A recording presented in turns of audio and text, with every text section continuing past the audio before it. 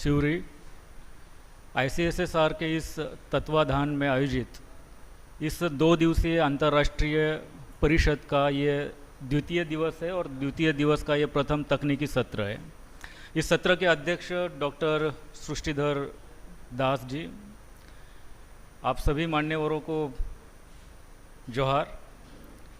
सर्वप्रथम बिरसा मुंडा, मामा तंटे भील, सिद्धू कानो मुर्मू, चांद भैरव, फूलो झानो, तिलका माझी, उमाजी नाइक, बुद्धू भगत, इन सभी क्रांतिकारी पुरखा पुरुषों को मैं जोहार करता हूं और संक्षिप्त में मैं अपनी बात आप सभी के सामने इस विषय पे रखना चाहता हूं। तो कुल मिला के जिस विषय पे यहाँ पे ये संगोष्ठी आयोजित की गई है कि बिरसा मुंडा और इंडिजिनियस मूवमेंट्स, जनजातीय आंदोलन, तो 18वीं 19वीं शताब्दी 20वीं शताब्दी, आप तीनों शताब्दी में जनजातीय विद्रोह को बहुत कैटेगरिकली के तरीके से देख सकते हैं। उसमें 1766 का भूमिज विद्रोह, 1787 का चकमा विद्रोह, 1809 का चुआड़ विद्रोह, 1779 का हलबा विद्रोह, तामार विद्रोह, ये सारे के सारे 18वीं सेंचुरी के विद्रोह रहे थे। इस बीच में छत्तीसगढ़ की अगर हम बात करें तो वहाँ का माड़िया विद्रोह जो हिड़मा माझी के नेतृत्व में वहाँ पे हुआ था, और उसके बाद में अगर देखेंगे तो मुड़िया विद्रोह 1876 जो छत्तीसगढ़ के ही बस्तर के इलाके में ये इसे अंजाम दिया गया था। 19वीं शताब्दी की अगर बात करेंगे तो 1812 में वायनाड कुरिचियार विद्रोह, 1832 का कोल विद्रोह, 1855 का संताल विद्रोह, 1862 का कोया विद्रोह जो गोदावरी जिला तेलंगाना आंध्रा का जो है, और 19वीं शताब्दी का जो धरती आबा बिरसा मुंडा के नेतृत्व में जो उलगुलान आंदोलन विद्रोह चलाया गया वो।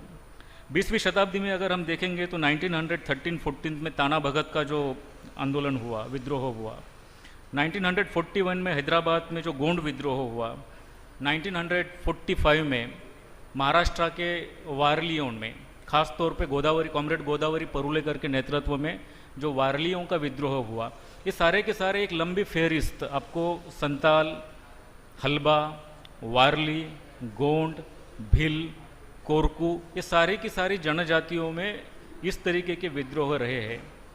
विद्रोह होने के पीछे के जो कारण है वो 4-5 कारण है कि जमीन का मसला है, भूमि के ऊपर जो अधिकार है उसका एक मसला है, दूसरी चीज़ है कि अस्तित्व के ऊपर जो आक्रमण किए गए वो एक मसला हुआ है, सांस्कृतिक हस्तक्षेप ये एक मसला रहा है। खास तौर पे अगर आप माड़िया विद्रोह की बात करेंगे जो हिड़मा माझी के नेतृत्व में छत्तीसगढ़ में साक्षात हुआ था, तो उसका कारण था कि हमारी परंपराओं में, हमारे संस्कृति में जिस तरीके से हस्तक्षेप किया जा रहा है उसके प्रतिरोध के तौर पे इस विद्रोह को अंजाम दिया गया था।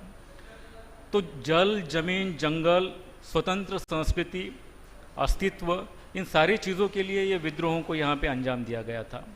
तो कुल मिला के 1847 तक के विद्रोह जो थे वो कुल मिला के लोकल जमींदार और कॉलोनियल मास्टर्स के खिलाफ थे, ब्रिटिशों के खिलाफ थे।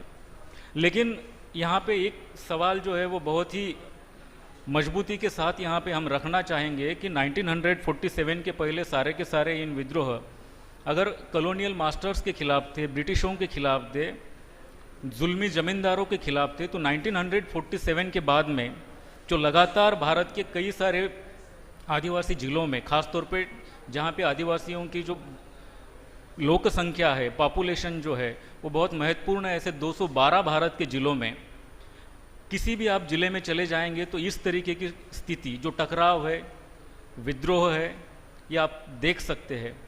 आप हाल ही के दिनों में अगर हंसदेव का एग्जाम्पल लीजिएगा, अबुझमाड़ का एग्जाम्पल अगर लीजिएगा, महाराष्ट्र के गढ़चिरौली का एग्जाम्पल अगर आप लीजिएगा, या उड़ीसा में अगर नियमगिरी कालाहंडी का अगर आप एग्जाम्पल लीजिएगा, या सिंहभूम का, मानभूम का एग्जाम्पल लीजिएगा, तो ये सारे के सारे चीज़ें अगर हम आज के तारीख में भी ये विद्रोह हो रहे हैं, ये असंतोष है, उस तरीके का कॉलोनियल मास्टर्स और जुल्मी जमींदार जिस तरीके से आदिवासियों का शोषण करते थे, तो आज भी उस तरीके का शोषण अगर हो रहा है तो सवाल यहाँ पे बहुत ही महत्वपूर्ण सवाल यहाँ पे इंगित किया जाता है कि वो कौन लोग हैं जो इस देश से ब्रिटिश जाने के बाद भी आदिवासियों की स्वतंत्र स्वयंभू संस्कृति में हस्तक्षेप कर रहे हैं, उनको जंगलों से उनको निष्कासित कर रहे हैं, जल जमीन जंगल की पूरी इस लड़ाई में जो है उनको निष्कासित करके उनको बेदखल करने का काम किया जा रहा है। कौन है जो उन्हें विस्थापित कर रहा है?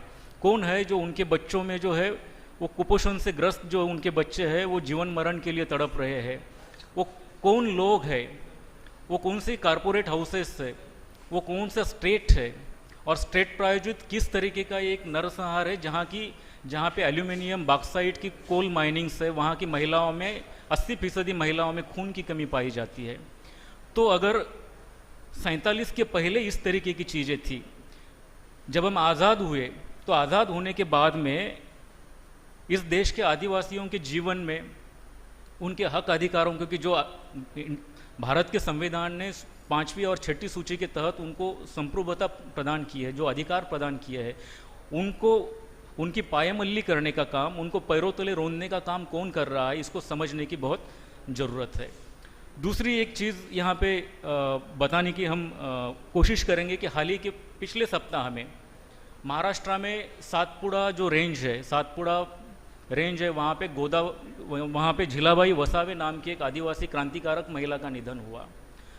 झिलाबाई वसावे ने जीवन के 50 साल वहाँ के जो आदिवासी है उन आदिवासियों को फॉरेस्ट ज़मीन मिले इसके लिए संघर्ष किया था।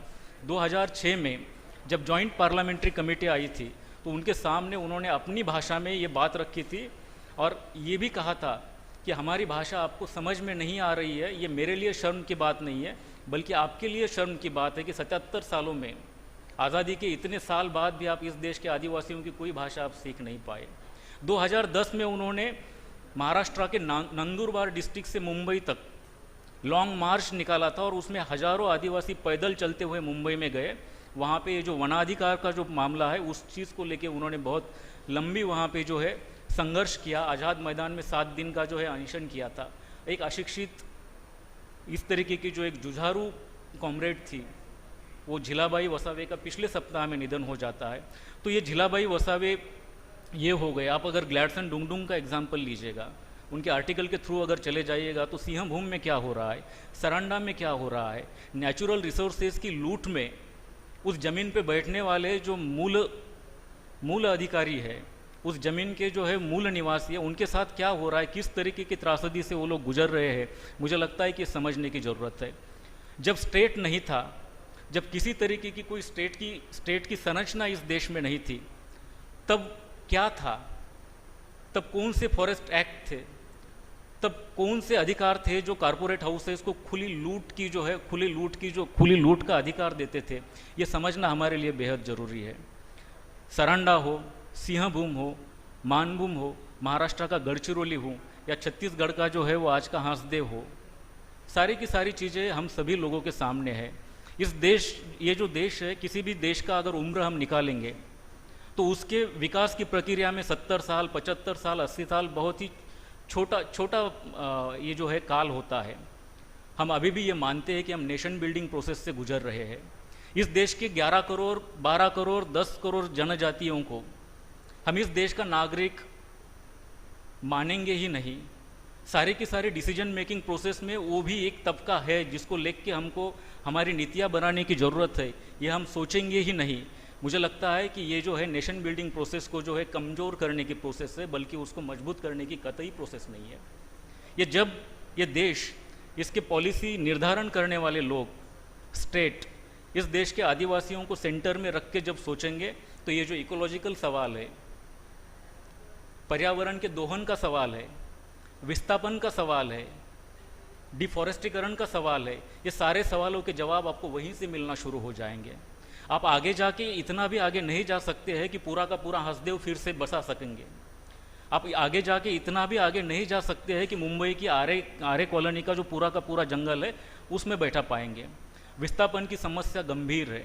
ऐसा कौन सा विकास इस देश में हमारे स्टेट प्रायोजित पूरे के पूरे स्ट्रक्चर में बुना जा रहा है, उसके ताने बाने को जिस तरीके से अंजाम दिया जा रहा है कि जिसमें करोड़ों लोगों के अस्तित्व का कोई मतलब ही नहीं बचता है, ये समझने की ज़रूरत है। जंगल काटे जा रहे हैं, बड़े बड़े 4 लाइन 6 लाइन रास्ते बनाए जा रहे हैं, बट उस पर चलने वाला जो बाशिंदा है, उस जंगल का जो मूल आदिवासी है, उस जंगल का जो मूल निवासी है, उसके पास कौन से ऐसे वाहन है, कौन से ऐसे 4 पहिया वाहन है जो उसके ऊपर वो चला सकता है।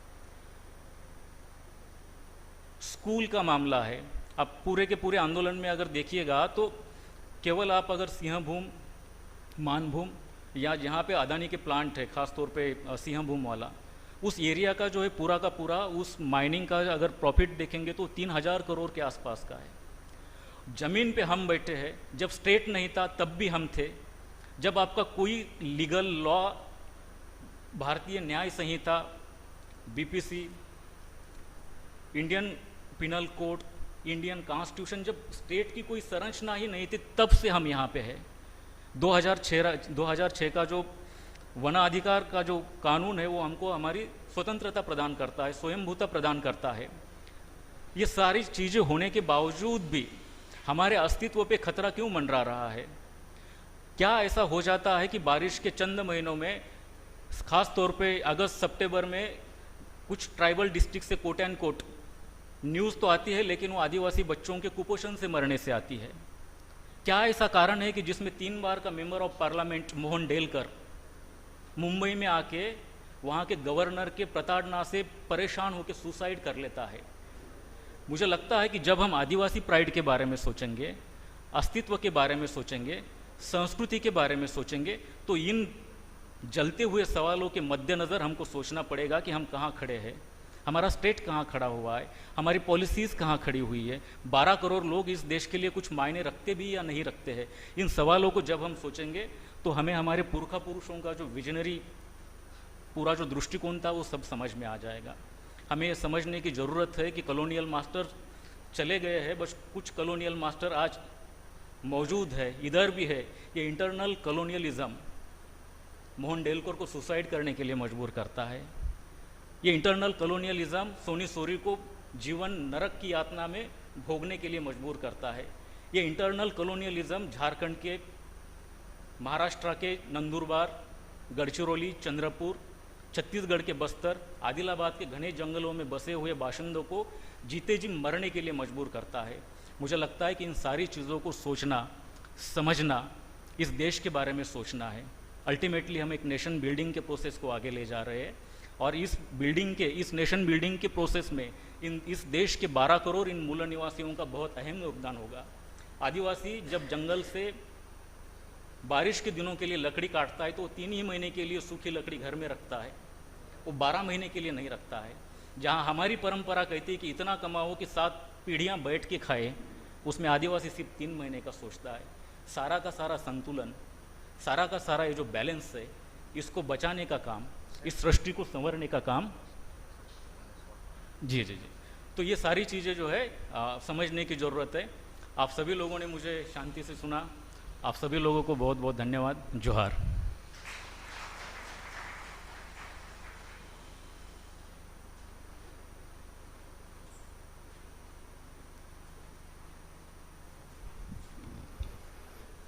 Professor Sona Barik here is here.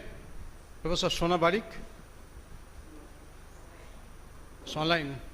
Also.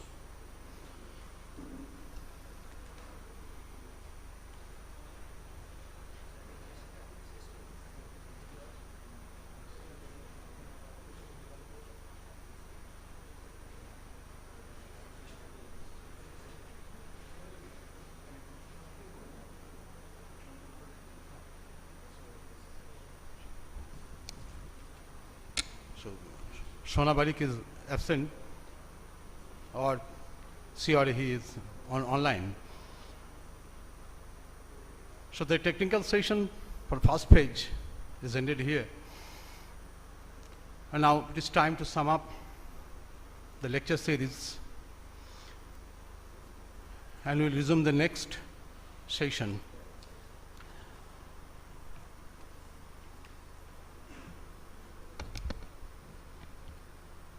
So our first lectures was the musical therapy of Kani ethnic groups or Kanikaran of Western Ghats mountain range here. So it was very informative. The musical therapy is an ancient practice of our tribal groups, and as well as in India and outside of India. So Professor G. Stephen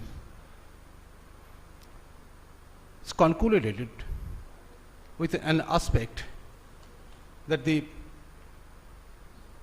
local history among with the tribal groups and will be enriched with their culture, with ancient traditional cultures. And the second was Sujit Kumar Soren, unsung warriors of the social soil and the role of tribals in Indian freedom movements. And the same topics was Shashikant Murmu, the contribution of tribal freedom fighters in Indian struggle for independence. And the two papers indicated that the social history must be rewrite, and we are in the threshold at the rewrite of history with the tribal struggle and tribal identity. In this lecture series, the outcome must be important, and the regional history and research of regional history would be enriched from these lectures. One of the defense lecture was Najmetullah, the philosophy, Department of Philosophy, Gangadhar University, the tribal gauge in Indian cinematic narratives. And we all know that Joram to Kalapani or Jaishides, Aisivesh, Nagin, Madhumati, there are so many narratives where the traditional groups are picturized as a marginal ways. So it is another thought. Mr. Parsal Kishku, Assistant Professor of Physics, TDB College, reservation for tribes, the state first in West Bengal. It is what a debatable one. 15th part of Article 330, 332, 243D and 243T was also debatable in this time. So it is a matter of the deepest research. And we also witnessed Tana Bhagat movements, the Orao movements or non-violent movements. And another was Gathi or Guthi organization among the males of Nepal's. The two topics was very important this day because the Gathi or Guthi or Gatha is not the groups. So among the peoples of many groups where they were oppressed by Jamindars or the rulers,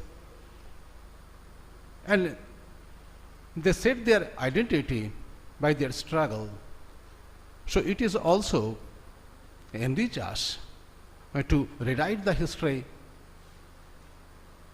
between India and Nepal's.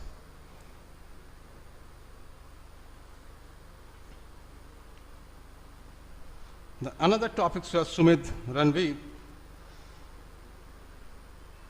tribal movements on quest of identity in modern India. He enlightened on the Marathi Osmita. So we have witnessed 8 topics.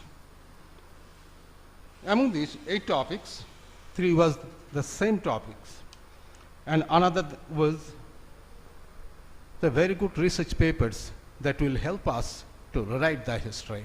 Thank you. And we'll resume the next session.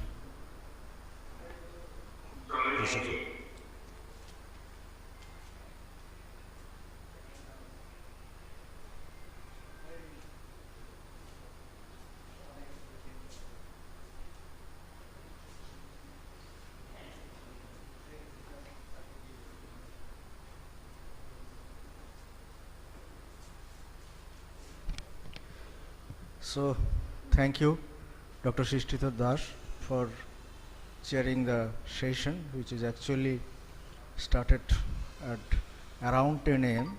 and continued to this point. He has narrated all the matters, and now I request our convener to hand over a token of appreciation to him. Dr. Dasarath Murmu is handing over a token of appreciation for parallel session ta shuru korte hobe. Now we have to start our parallel sessions, because otherwise it is not possible to complete even within 6 p.m. So now technical session 2, though in the office papers it is technical session 2, actually it is now technical session 3 because 2 sessions are completed.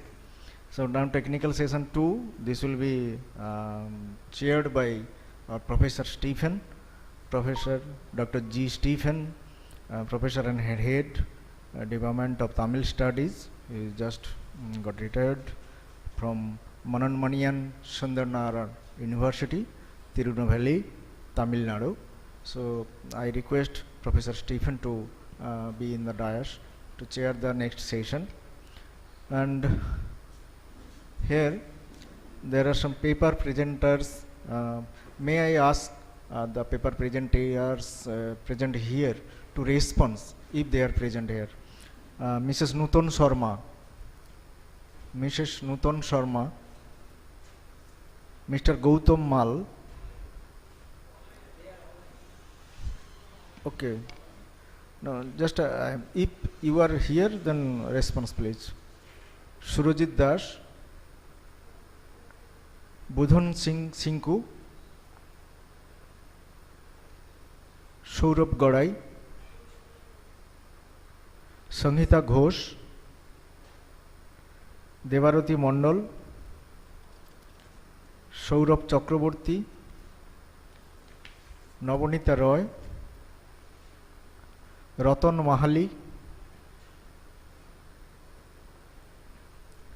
Miss Paramita Pal, Muhammad Mizanur Rahman Sardar, Champak Banerjee, Mir Bharat Maji, Sheikh Indadul Hawk, Dr. Gopa Saha Roy and Karthik Chandra Mandal,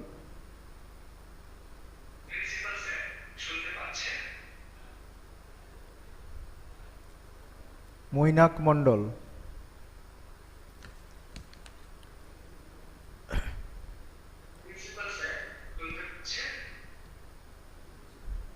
হ্যাঁ কে বলছেন?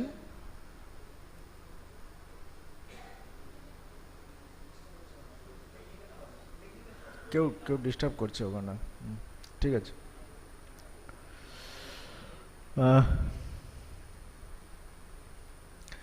Well, so I think all the presenters are online. Dasarath, could you confirm me? Yes. I think so, online, yes. So, online session may be started here. And our three talks, particularly Dr. Pradeep Kumar Das, Dr. Kalanchand Mahali, and Dr. Tanushree Singh. Three invited lectures are there, and anybody, Sauna will come? Okay. Then I request Dr. Pradeep Kumar Das, Dr. Kalanchand Mahali, and Ms. Tanushree Singh to be with us to a separate venue where the parallel session will start.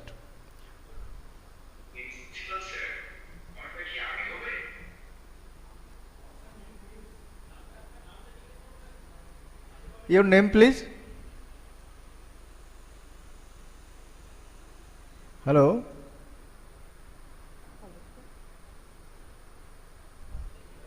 No, someone is disturbing.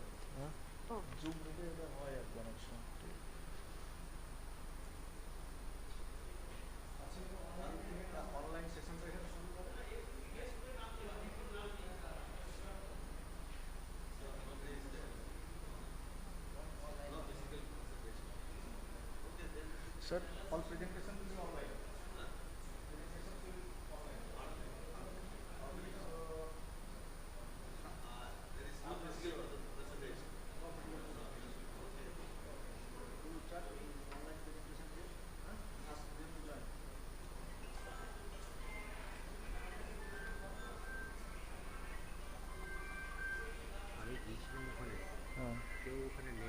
আমি এখান থেকে নিয়ে চলে যাচ্ছি কয়েকজনকে স্যারকে বলে দিলাম আচ্ছা Rani Khushbu Abhinav Kumar so you are here so please also you accompany us we are going to separate venue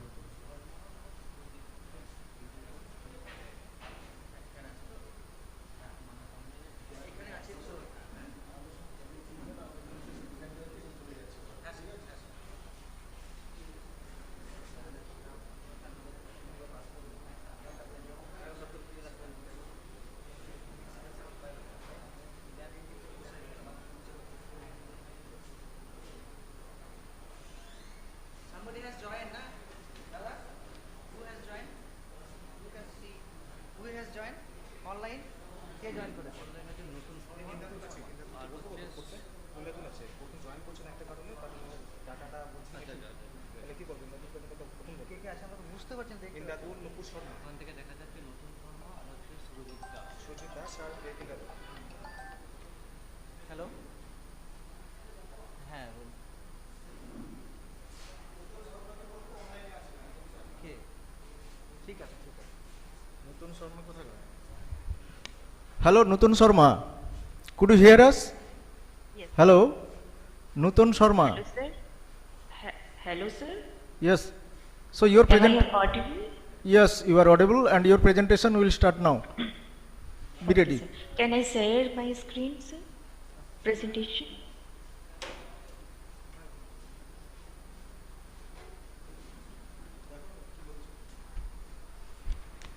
Nutan Sharma and this technical session that will be online the participants are requested to join immediately and the session will be chaired by Professor Dr. Stephen and one by one will call and you have to present your paper.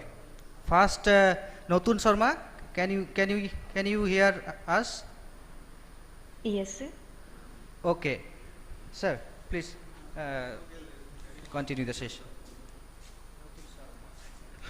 Okay, good evening to one and all. Now Nutan Sharma, I invite Nutan Sharma to present his paper.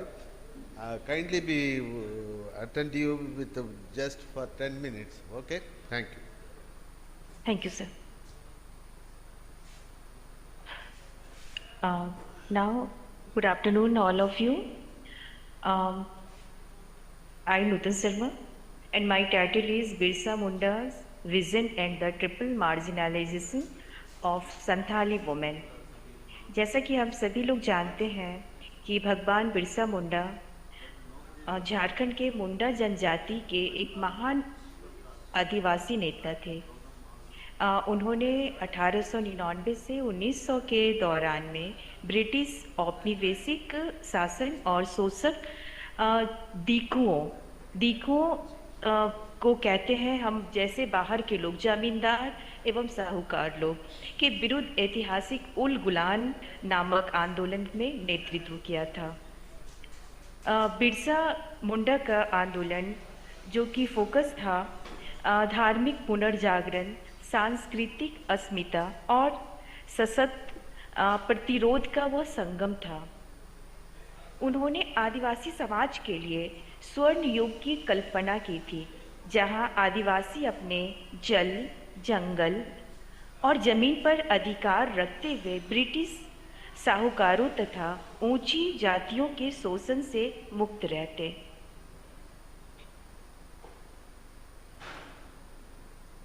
आंदोलन को British सत्ता ने अंततः दबा दिया, किंतु इससे विभिन्न जनजातीय समुदायों में एकता स्थापित की और औपनिवेशिक नीतियों को चुनौती भी दी।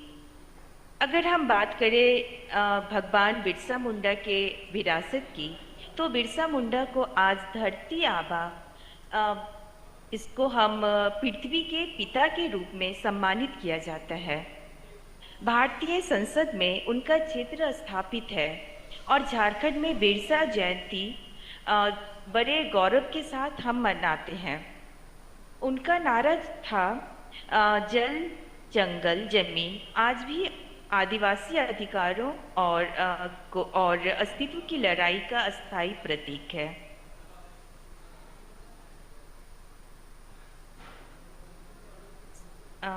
सर, मेरे प्रेजेंटेशन वो स्क्रीन पे दिख रही है?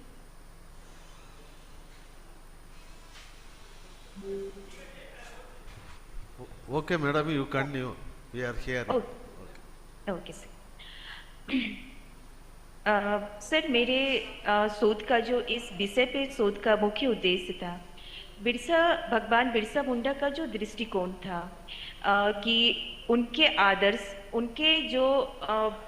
उनका जो विजन था कि स्वर्ण युग की कल्पना की जाए, इसका समाजों पर क्या प्रभाव पड़ा है, इसका विश्लेषण करना। साथ ही साथ ट्रिपल मार्जिनलाइजेशन, जिसमें संथाली वुमेन पर, संथाली महिलाओं पर लिंग, जातीयता और वर्ग आधारित दमन के अंतर संबंधों का अध्ययन करना, जो कि मेरे अध्ययन का विषय है। इतिहास में महिलाओं के योगदान को बताना, उनके योगदान जो थे जैसे कि संथाल हुल, उल गुलान तथा अन्य आंदोलनों में भी भी उनकी सक्रिय भूमिका रही थी। लेकिन वर्तमान समय में या हम देखें कि इतिहास में भी आदिवासी महिलाओं की बहुत ज़्यादा उनके नामों को या उनके द्वारा किए गए कार्यों को ज़्यादा रेखांकित नहीं किया गया है। नेक्स्ट है मेरे अनुसंधान की जो मैंने एक ढांचा तैयार किया है, जो मैंने अध्ययन किया है, इसमें एक वर्ड आया है इंटर सेक्सुअलिटी, अंतर संबद्धता।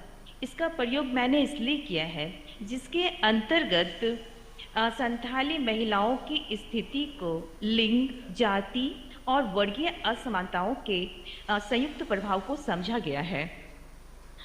और यह दृष्टिकोण भी बताता है कि आदिवासी महिलाओं का जो यह ट्रिपल मार्जिनलाइजेशन है, वह केवल किसी एक कारण से नहीं है, बल्कि पितृसत्ता, जातीय भेदभाव और आर्थिक वंचनाओं के सम्मिलित प्रभाव से होता है। नूतन शर्मा, आप कुछ yes ma'am.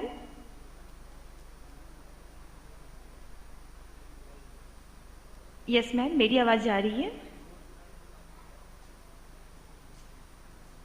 No madam, you continue. Okay sir.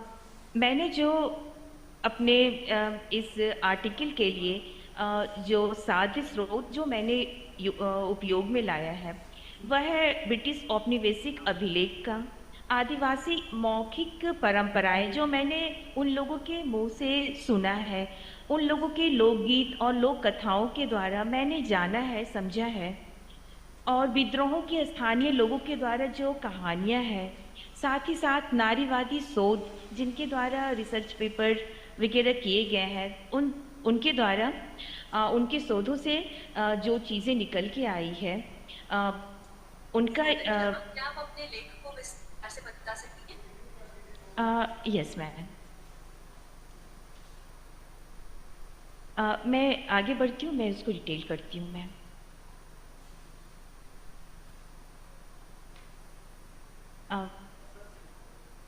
यह जो एक इंडिजीनियस फेमिनिज्म है, आदिवासी नारीवादी शोध का जो मैंने जिक्र किया, ये नारीवाद जो है, इसका मुख्य अवधारणा यह है कि आदिवासी महिलाओं को की लैंगिक समानता की लड़ाई को उनकी भूमि, संस्कृति और संसाधनों के संघर्ष से अलग नहीं किया जा सकता है।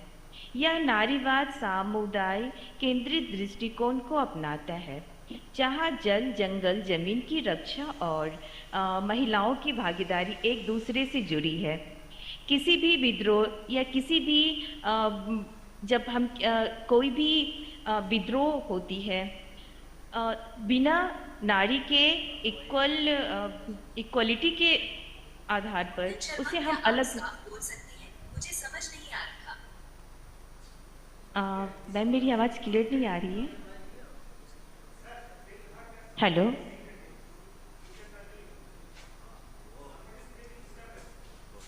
No problem, Kharni madam. Okay sir.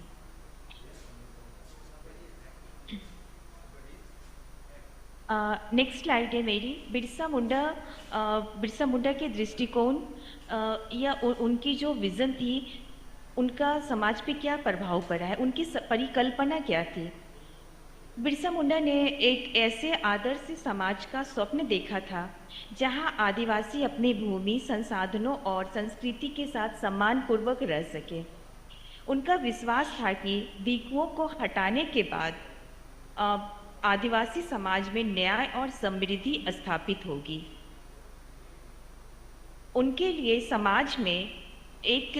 उन्होंने समाज के लिए एक विवाह की परंपरा को प्रोत्साहन दिया, साथ ही साथ दहेज प्रथा और बहुविवाह के दुरुपयोग का विरोध किया, और इसके साथ ही साथ शराबबंदी की शुरुआत भी की थी ताकि साहूकारों द्वारा शोषण कम हो सके, एवं अंधविश्वास, डायन हत्या जैसी परंपराओं के विरुद्ध चेतना भी जगाई थी। इसका औपनिवेशिक नीतियों पे जो प्रभाव पड़ा वह यह था कि बिरसा मुंडा की मृत्यु के बाद उनके आंदोलन ने ब्रिटिश सरकार पर दबाव डाला। परिणाम स्वरूप छोटा नागपुर काश्तकारी अधिनियम, जो कि 1908 में लागू किया गया था, जिसने आदिवासी भूमि के गैर आदिवासियों को हस्तांतरण पर रोक लगाई थी। मेरा जो टॉपिक है ट्रिपल मार्जिनलाइजेशन का, तो संथाली महिलाओं पे उनके इस विद्रोह का क्या असर पड़ा। Yes ma'am.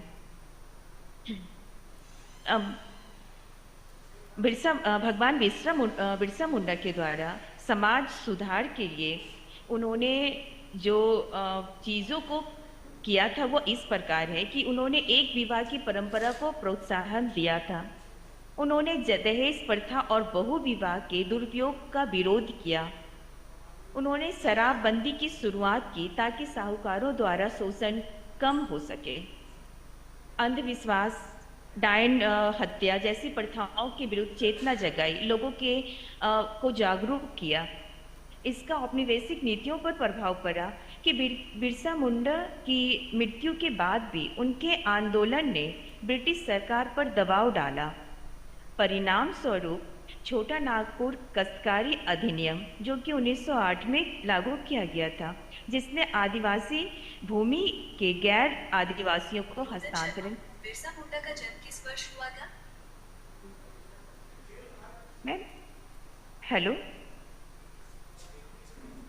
Madam, you continue. The next presenters are coming in the line. That's why it's difficult.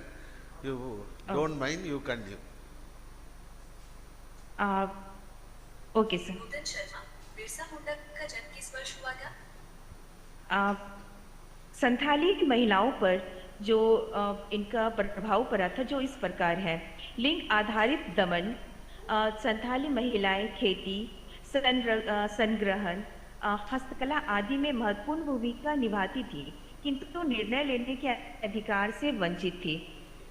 उन्हें धार्मिक अनुसंधानों, ग्राम सभाओं में उनके कार्यों में हाथ बटाने की आज़ादी थी, लेकिन उनका नेतृत्व में उनका स्थान सीमित था। अगर हम बात करें दूसरे जातीय की, तो वह मुख्य धारा समाज द्वारा अछूत समझा जाता था। ब्रिटिश अधिकारियों, जमींदारों और उच्च अधिकारों के द्वारा उनके द्वारा यौन शोषण किया जाता था। इस प्रकार के आपत्तिजनक व्यवहार ने कई प्रकार के विद्रोहों को जन्म दिया था। अगर हम बात करें वर्गीय क्लास कैटेगरी के शोषण की, तो औपनिवेशिक नीतियों और साहूकारों के द्वारा भूमि से बेदखल किया जाना, वधुआ मजदूर बनाना, न्यूनतम मजदूरी देना तथा असमान वेतन, जो हम सभी आज भी देखते हैं। कई महिलाएं बिचौलिए के माध्यम से दूर दराज के चाय बागानों में बेची भी गई है। अगर हम बात करें संथाली महिलाओं की विद्रोहों में भूमिका क्या रही है, तो हम भली भांति फूलो मुर्मू और झानू मुर्मू को जानते हैं। इन दोनों बहनों ने महिलाओं की टुकड़ियों का नेतृत्व भी किया था। अगर हम बात करें कि महिलाओं की भागीदारी कितनी थी, तो एक सीमित भागीदारी के तहत ये कहा जा सकता है कि वो इनडायरेक्टली इनमें वो सम्मिलित थी, जैसे कि लोकगीतों को गाकर, लोक कथाओं और नृत्यों के माध्यम से एक संगठन को बनाना और उसमें प्रतिरोध की भावना को जगाना। अगर हम बात करें उल गुलान की, तो इसमें महिलाएं संदेशवाहक, रसोइया, योद्धा और उस समय बिरसा मुंडा के अनुरक्षक के रूप में भी महिला को देखा गया है। और इसमें अन्य आंदोलनों की बात करें तो महिलाओं ने में देवमणि भगत जी ने please conclude the presentation. Okay. Birsa Munda के आंदोलनों का महिलाओं पर जो प्रभाव पड़ा वो इस प्रकार है कि सशक्तिकरण की बात करें तो महिलाओं ने युद्ध में संगठन और नेतृत्व में सक्रिय भूमिका निभाई। सामाजिक परिवर्तन में भी बिरसा मुंडा के द्वारा जो आंदोलन किया गया, इस आंदोलन में शराबबंदी, बहुविवाह पर नियंत्रण और अंधविश्वास के विरोध में सुधार हुआ, जिससे महिलाओं की स्थिति में सुधार हुआ। लेकिन वर्तमान समय में अगर बात करें, वर्तमान परिदृश्य में अगर देखें कि तो आज भी आदिवासी महिलाएं शिक्षा, स्वास्थ्य एवं भूमि अधिकार और निर्णय प्रक्रियाओं से वंचित है। मैं निष्कर्ष के तौर पर यह कहा जा सकता है कि बिरसा मुंडा का जो एक स्वप्न था न्याय, समानता और स्वतंत्रता से युक्त समाज का, तो इसके लिए हमें संथाली महिलाओं की मुक्ति के लिए लिंग, जाति और वर्ग आधारित सभी बाधाओं को हटाना आवश्यक है, जिसमें जल, जंगल, जमीन की लड़ाई में महिला सशक्तिकरण अनिवार्य रूप से सम्मिलित है। धन्यवाद।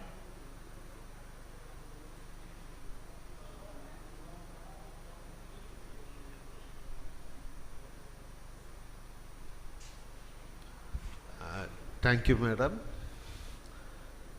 Thank you. Any other person is in online? Who is there? Huh?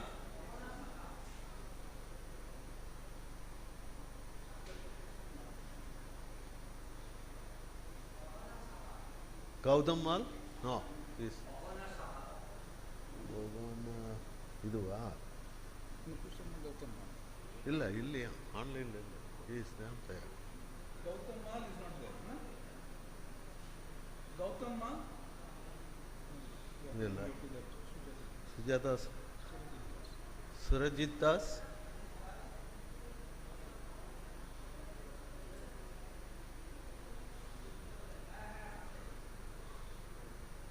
Bhudan Singh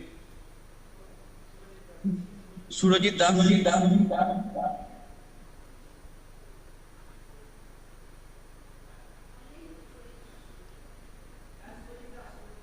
He is ready.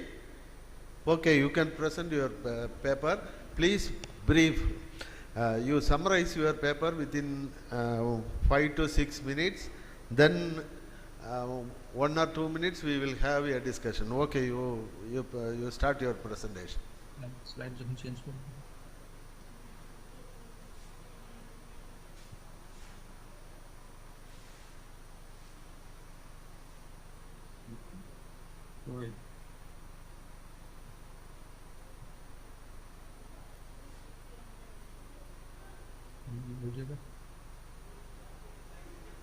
Am I visible?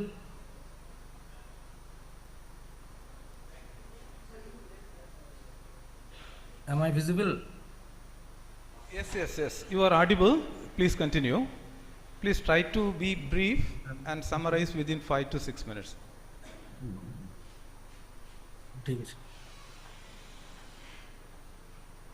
Thank you, the chairperson sir and other distinguished colleagues. Today I am going to present a research paper, and the title of my paper is The Chipko Movement, an Expression of Ecofeminism in India.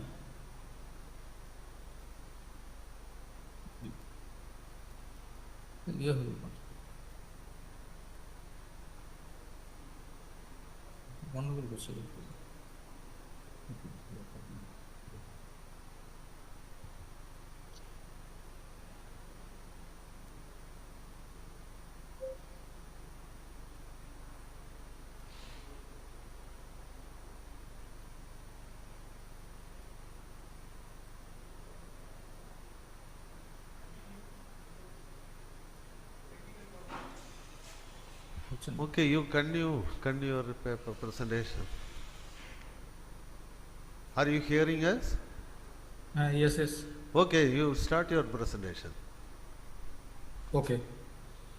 First of all, introducing the problem. Audible, am I?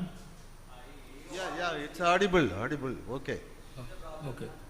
First, introducing the problem. The present research paper is an attempt to explore the sustainable contribution of the Chipko movement towards the protection of the environment, which is still relevant today as an expression of ecofeminism in India.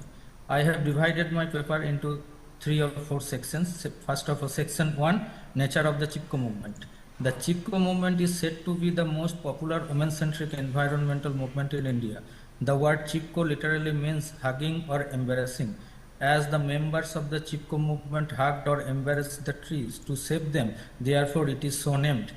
The movement was started in 1970 when Gaura Devi and a group of rural women clung to the trees in the Garhwal Hills, which was located in the Uttarakhand state, India, to protect the indigenous forest against the commercial forest policy. The commercial forest policy was adopted by the Indian government in 1965, which wanted to control over the indigenous forest in India. This controlling authority ultimately displaced and marginalized the local people, especially the rural women who are primarily dependent on the indigenous forest to meet their basic vital needs. Section 2, role of women in the Chipko movement. Women who are living in the Garhwal Hills, their sustainable livelihood system begins with the local indigenous forest. Forests provide them with the fuel, food and fodder, which is known as the 3Fs. Hence, the disappearing forests and other natural resources are no doubt an important issue for their very survival and sustenance. Thousands of Garhwal women therefore protested against the commercial forest policy in the Chipko movement. They expressed their protective attitudes by singing a melodious chorus song. The song is as follows. Our mountains and forests, they give us life, embrace the life of the living trees, and streams of your hearts. Resist and digging of mountains, which kills our forests and streams. A fight for life has begun. Section 3, Gandhian inspiration in the Chipko movement. The Garhwal women played an extreme non-violent role in the Chipko movement to protect the natural environment. Professor Roger Gottlieb calls it forest satyagraha. The concept of satyagraha was propounded by M.K. Gandhi in 1906 to struggle against the British ruler in India. As Gandhi says, satyagraha is a non-violent technique of civil resistance or protest which involves a relentless persuasion to truth without using physical violence. The Garhwal women directly applied this technique in the Chipko movement to decentralize their traditional ecological rights, which were expropriated by the commercial forest policy. They embraced the trees, putting their lives at stake and asserting their deep attachment to the environment. Hence, the forest satyagraha was a vehement resistance against the decentralization of local indigenous rights in India. Section 4, Success of the Chipko movement.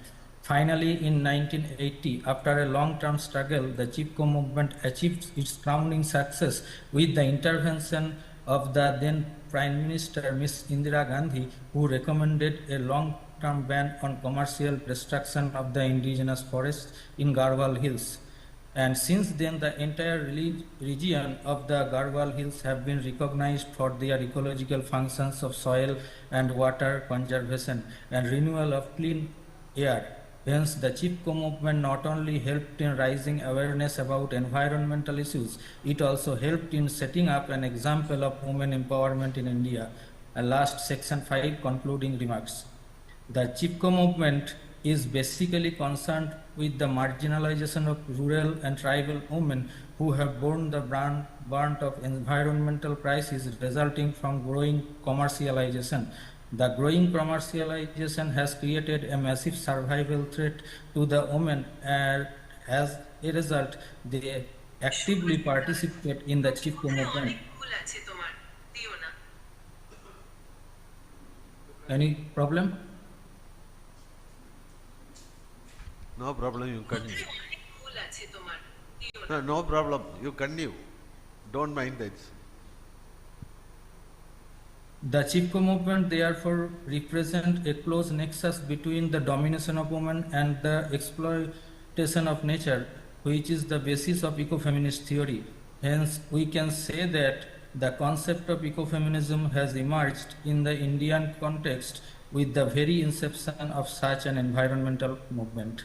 That's all, and thank you. Okay, thank you, sir. Now we pass on to next presenter. Who is ready?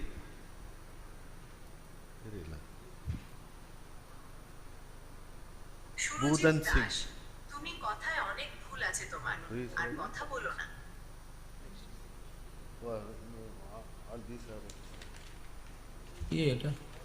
Surajit Das তুমি কথায় অনেক ভুল আছে তোমার আর কথা বলো না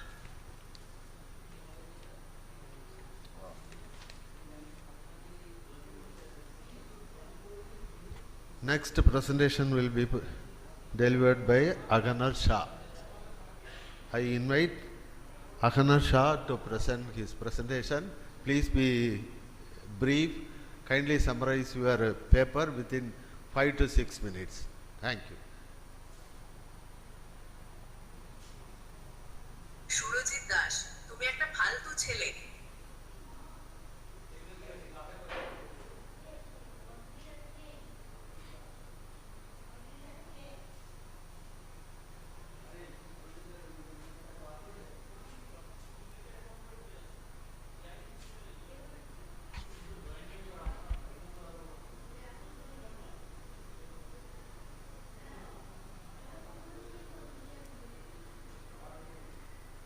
Hello. You start, madam. Yes. Good evening, everybody. I am Aan Sha. Presently, I am a research scholar from Mahali Global University Birbhum and present faculty, Lapur Shambhunath College, Department of English.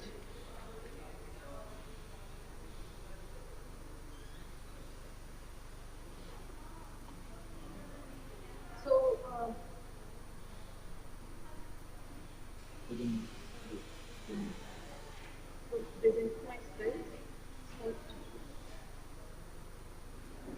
so my topic is contextualizing naturalism in contemporary Naga fiction, a critical study of Temsula Au's literary landscape.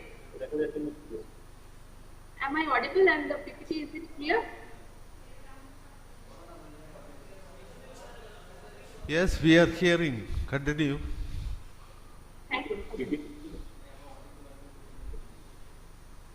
So first of all, we need to know what is naturalism. So naturalism is a literary movement that emerged in the late 19th and early 20th centuries.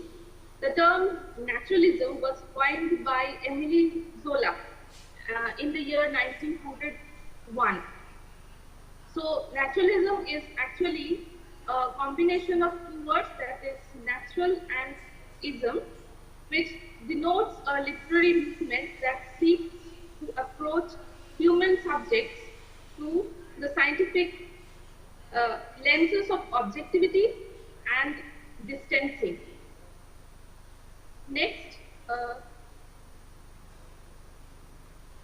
since my topic deals with the works of Temsula Au, I am going to introduce you to the poet. She was a poet and also a short story writer, and along with that she was an ethnographer. So Temsula Au was basically an Assamese, and she was born in Assam, and most of her professional life was spent in Meghalaya, and she had also spent most of her time in Nagaland, and thus she was very much influenced by the Northeast India and its culture and traditions. And she was actually not only a poet, but also, since she was an ethnographer, she became later on a prominent literary voice in Northeast, and through literature she contributed to bring out the backdrops of the tribal people. Amongst her first publication, the one which is notable is the songs that fell in the year 1988, and most of her works, if we see, where the word songs we would find, and it actually is a collection of, which indicates that her works were deeply rooted in the Naga oral traditions and folklore.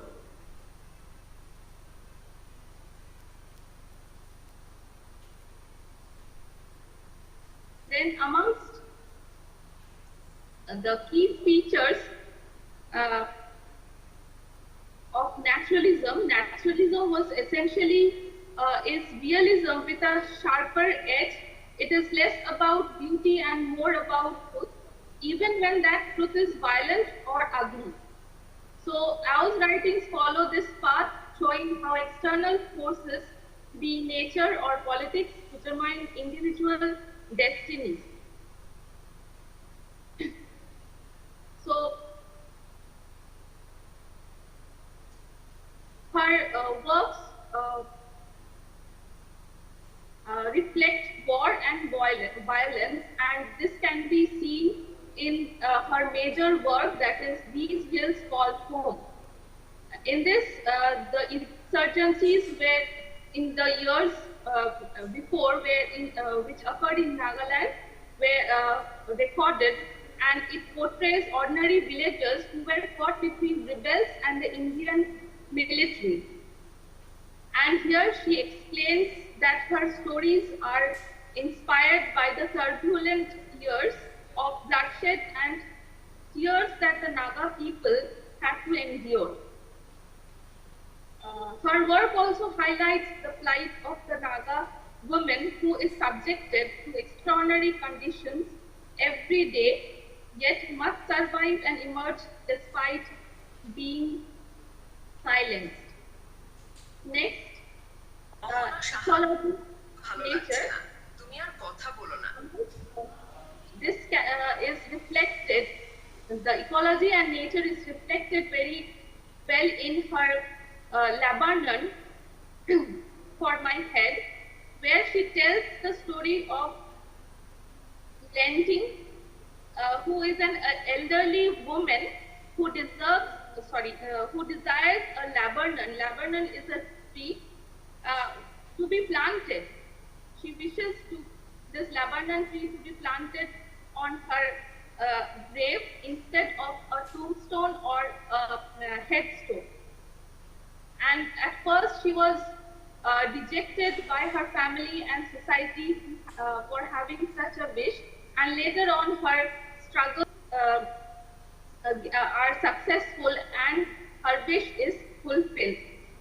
So here in this Lebanon, the success of the lady actually shows the transcendence of naturalism and the bleakness by integrating indigenous ecological values, where the environment is both nurturing as well as destructive.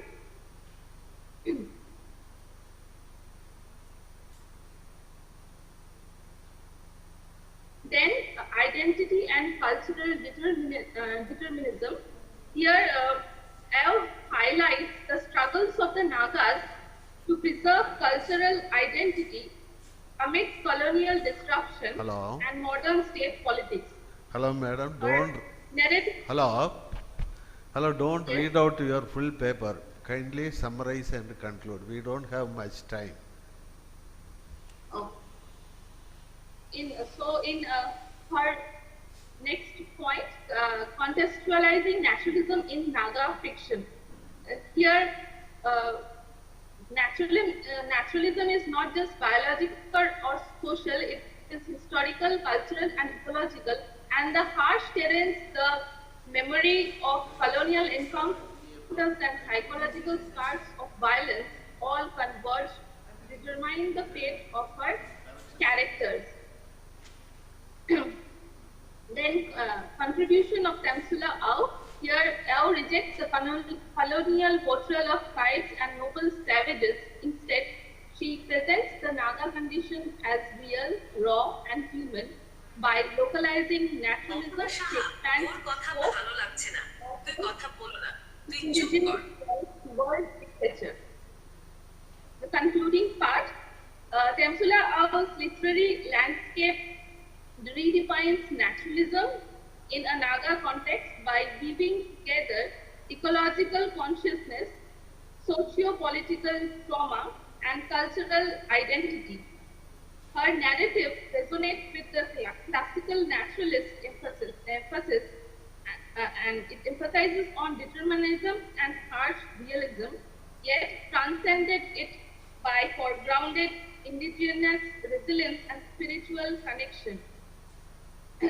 In doing so, Au both aligns with and revises the naturalist tradition, offering a voice that is at once local and universal. So by contextualizing naturalism within contemporary Naga fiction, her works offered the power of indigenous literature to challenge canonical boundaries and articulate the lined realities of marginalized communities. That's it. Thank you. Okay, thank you, madam. Who is ready for next presentation?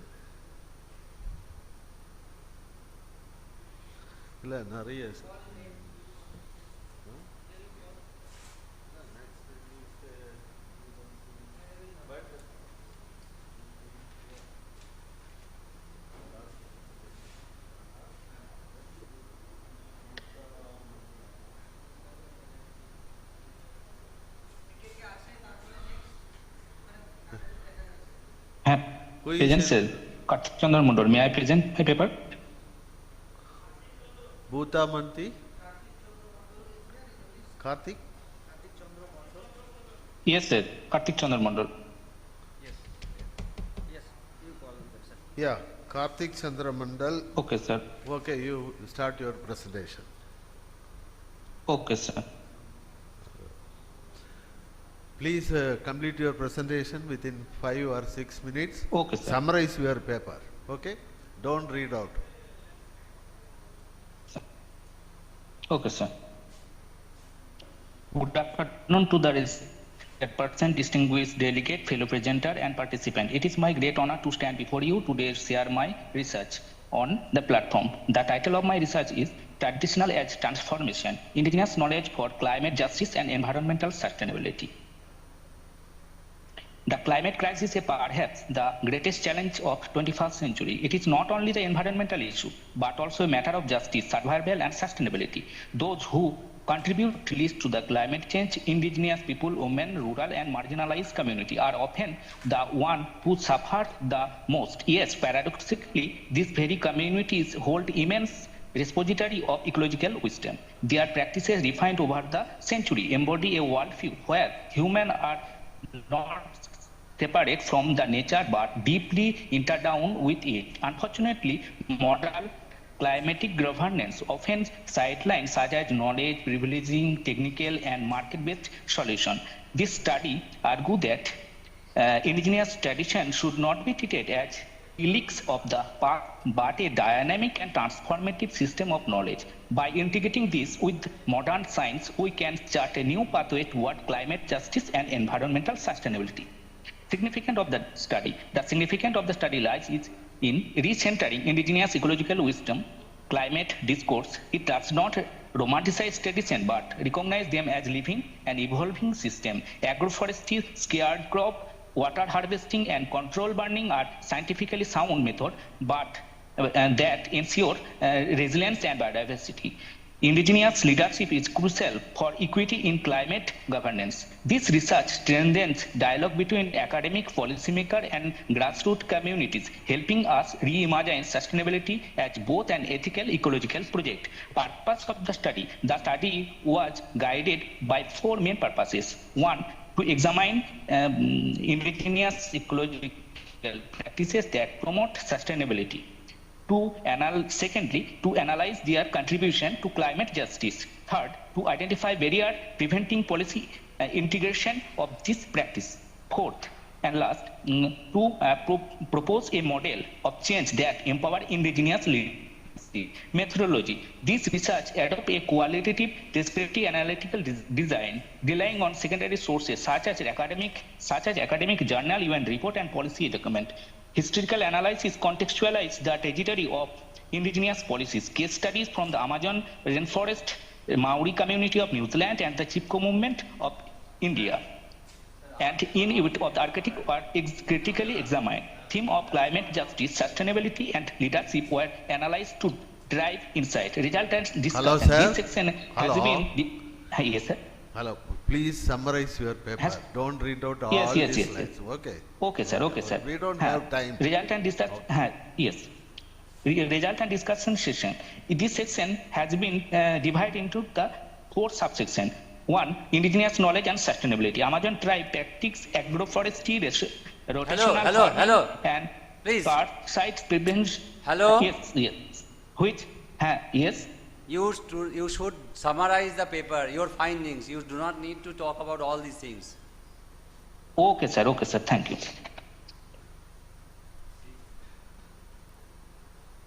Major finding of the study: indigenous knowledge is both culturally valuable and scientifically effective. Leadership from this community enhance equity just in governance. Case studies prove that its traditional system are flexible, adaptive, and transformative. Barriers such as colonial legacies, biopiracy, policy neglect still persist. Recommendation: recognize indigenous people not as a passive stakeholder but as a decision maker in climate policy. Protect indigenous land right and intellectual property. Institutional co-production of knowledge between science, and tradition, promote youth and women leadership in indigenous community, mainstream indigenous ecological wisdom into education and policymaker. In conclusion, our study affirmed that indigenous knowledge is not an outdated folklore, but a living science of resilience. It provides alternative pathway to sustainability rooted in ethics, equity, and ecological integrity. The climate crisis demands more than technical fixes. It requires a paradigm shift toward justice and reciprocity. By empowering indigenous community, protecting their sovereignty, and integrating their tradition with modern science, we can create truly sustainable future. Thus, tradition were understood as transformation, emerging as a powerful resource for shaping just, inclusive, and sustainable future. Thank you all of you for your patience. Thank you, sir. Okay, thank you, sir. The next presentation, Okay, please ready.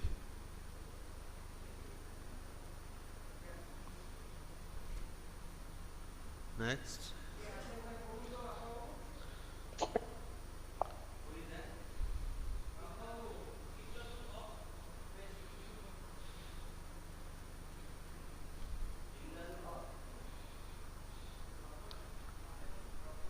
Indadul Hawk.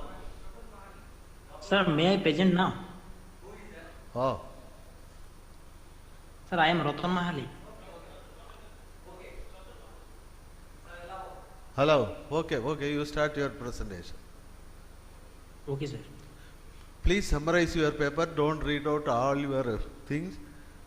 You can. Okay, sir, I am. Yeah, okay.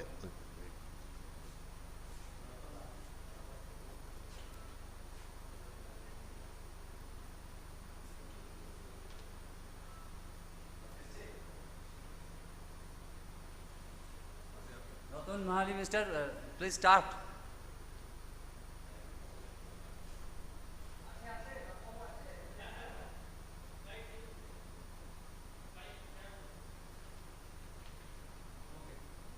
Hello. Okay, start.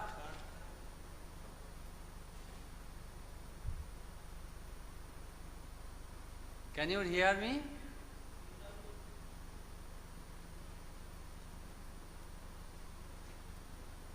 Hello, sir.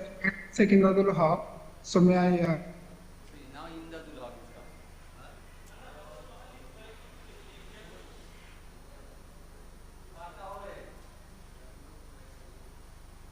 Hello, Nutan Mahali.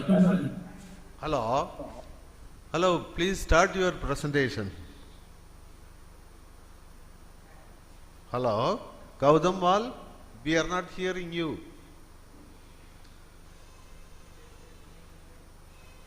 Hello,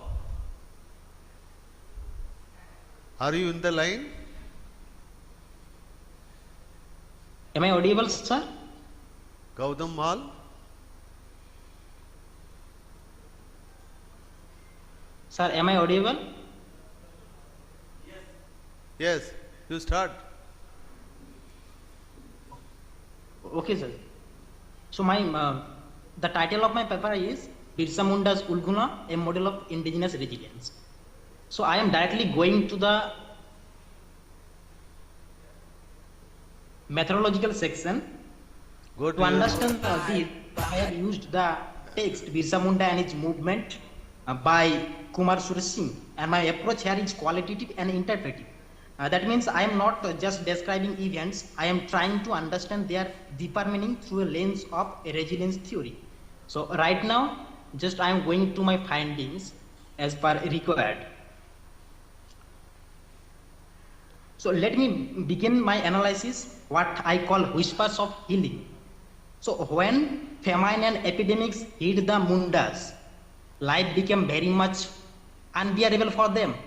People were starving, disease was everywhere, and their culture system had broken down totally. In this crisis, Birsa appeared first as a warrior, and also he not appeared as a warrior, but also he appears as a healer.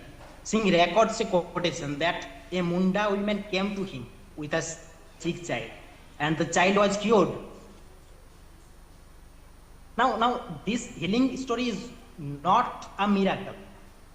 It builds faith among the people of Munda community. It gave people hope that in this crisis, hope is still there.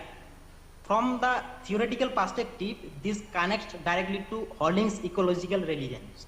So here is a concept of Hollings that the persistence of relationship within a system is everything.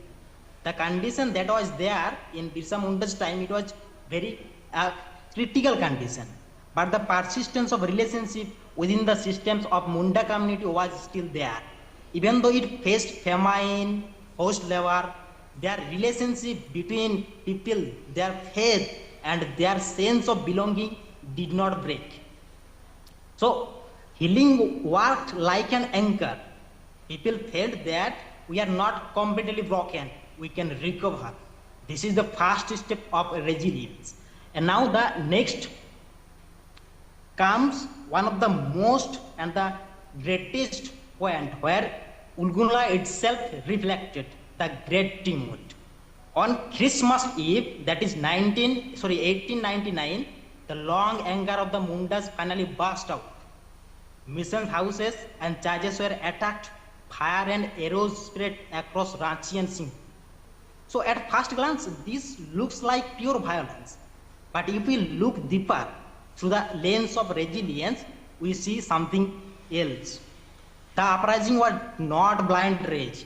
It was adaptive actions as per resilience theory is concerned. The community had tried a lot before that, but the government was unmoved at their efforts. That is why the outburst was there. It is not that it suddenly came, no. It is long and persistent efforts of the Munda community. So they shifted their strategy. First they tried through another strategies, but they at all did not work and they shifted their strategies. This is what Jolie and Haley call maintaining core purpose. Their purpose was to protect land, culture and dignity. That was the main purpose. The methods they changed, but their purpose was there already. That is resilience. And after that, on Christmas Eve, there was an attack. The struggle spread. On January 5th, 1900, something remarkable happened at Itati. You know, there are constables who entered the village of the Mundas. The rebels or the Mundas, they were waiting with armed, with bows and axes. They surrounded the constable. They attacked and one constable was killed by arrows. But the real story lies what happened after. When the rebel came after doing that job of killing, women in the village, they welcomed them, they sang songs of victory. They washed their feet like they were hunters, they were coming from the forest. So this tells us that fight was not just for weapons, it was about community celebration. Here comes also a resilience lens, that cohesion and credo, they are united and they have a purpose, they have shared belief, that is always to protect their land, their culture and their dignity. So as per Ben and Levy's model of resilience is concerned, here we can sense the presence of resilience that is there in keeping their land safe. And the next is Gaya Munda's stand. Gaya Munda is one of the rebellious of Munda community. He is very famous.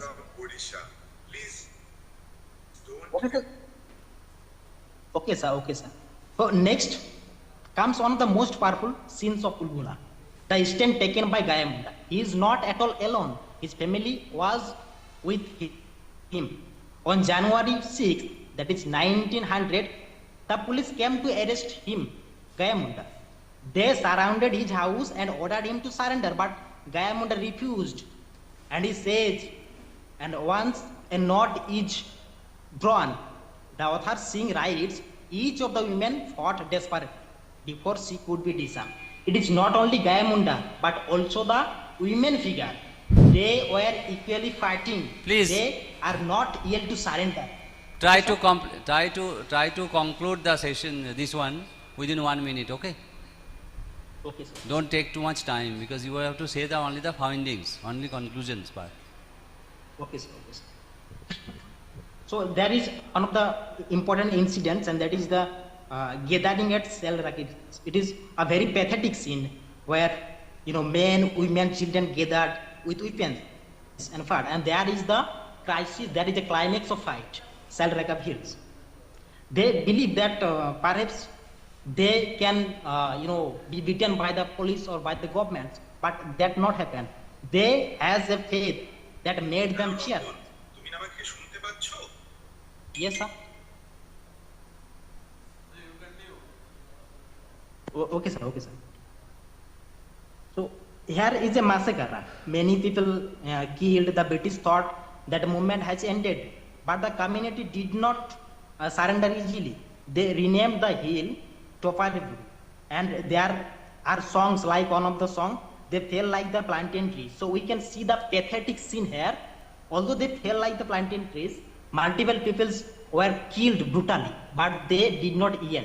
Here, as per the resilience theory is concerned, as per Jolie and Haley, they have the integrity, they have the okay, sir.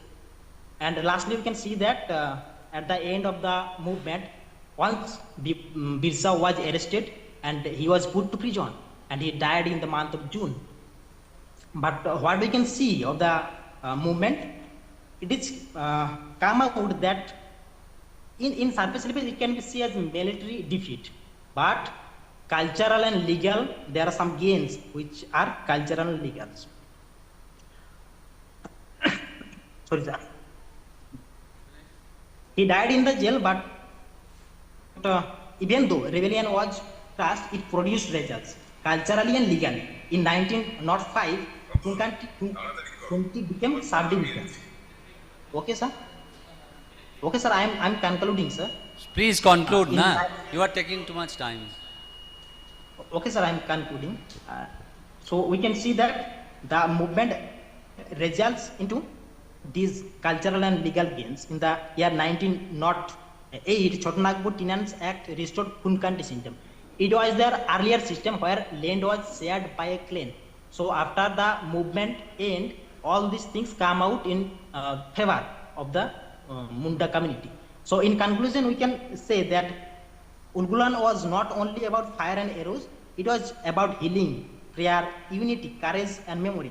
Through the concept and through the theoretical ground of resilience, we can see that all the activities and adaptation that Munda community went through was on the basis of resilience. So we can say that the movement was not at all a resistance, but it is based on resilience. Thank you all. Okay, thank you, sir. Now we can pass on to the next presenter. Who is ready? Next presenter, Indadul Hawk. Are you ready?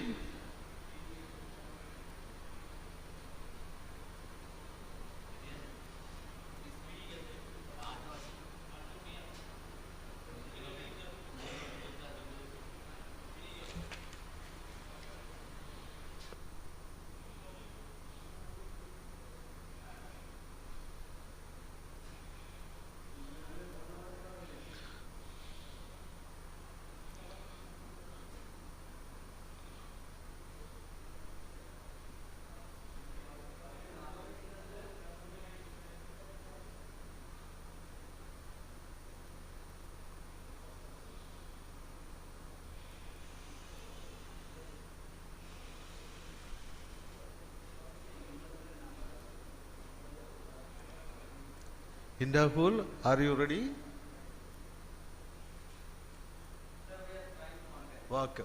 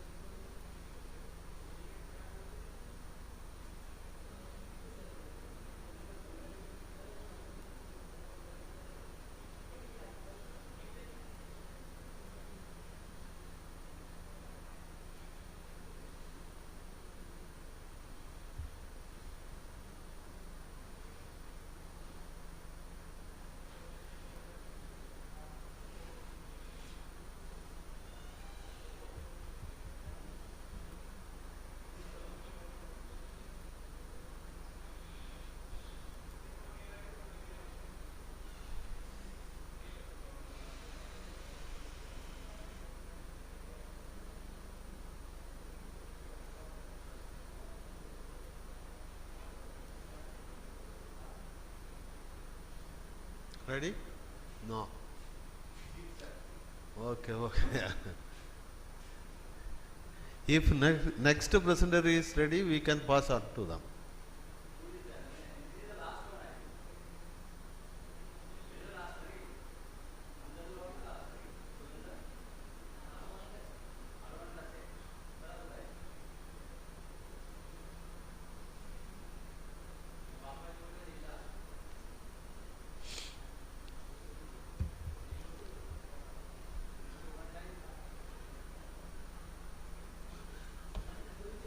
In the list, more than 15 presenters are there, but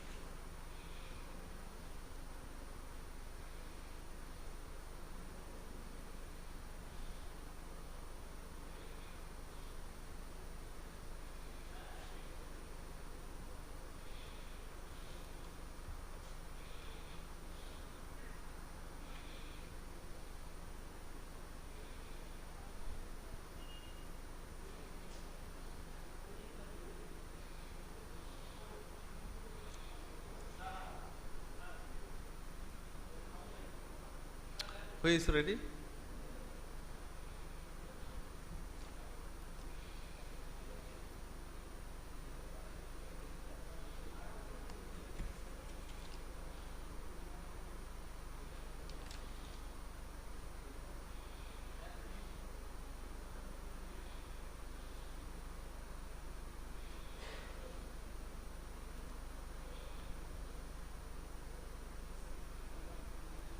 Hello, are you ready? Okay, you start your presentation. Please summarize your presentation within 4 or 5 minutes, okay? Don't read out all your article.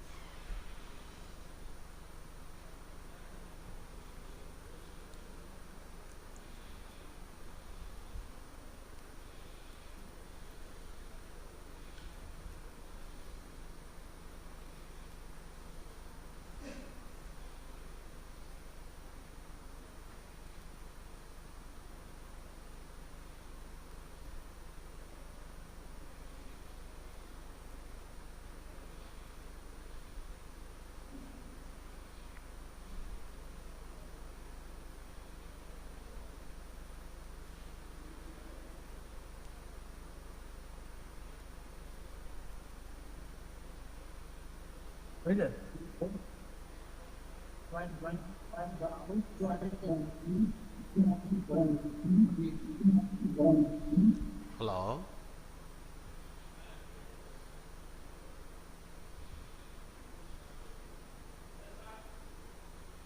Hello. Hello, you will start your presentation. Hello, are you hearing us? Please start.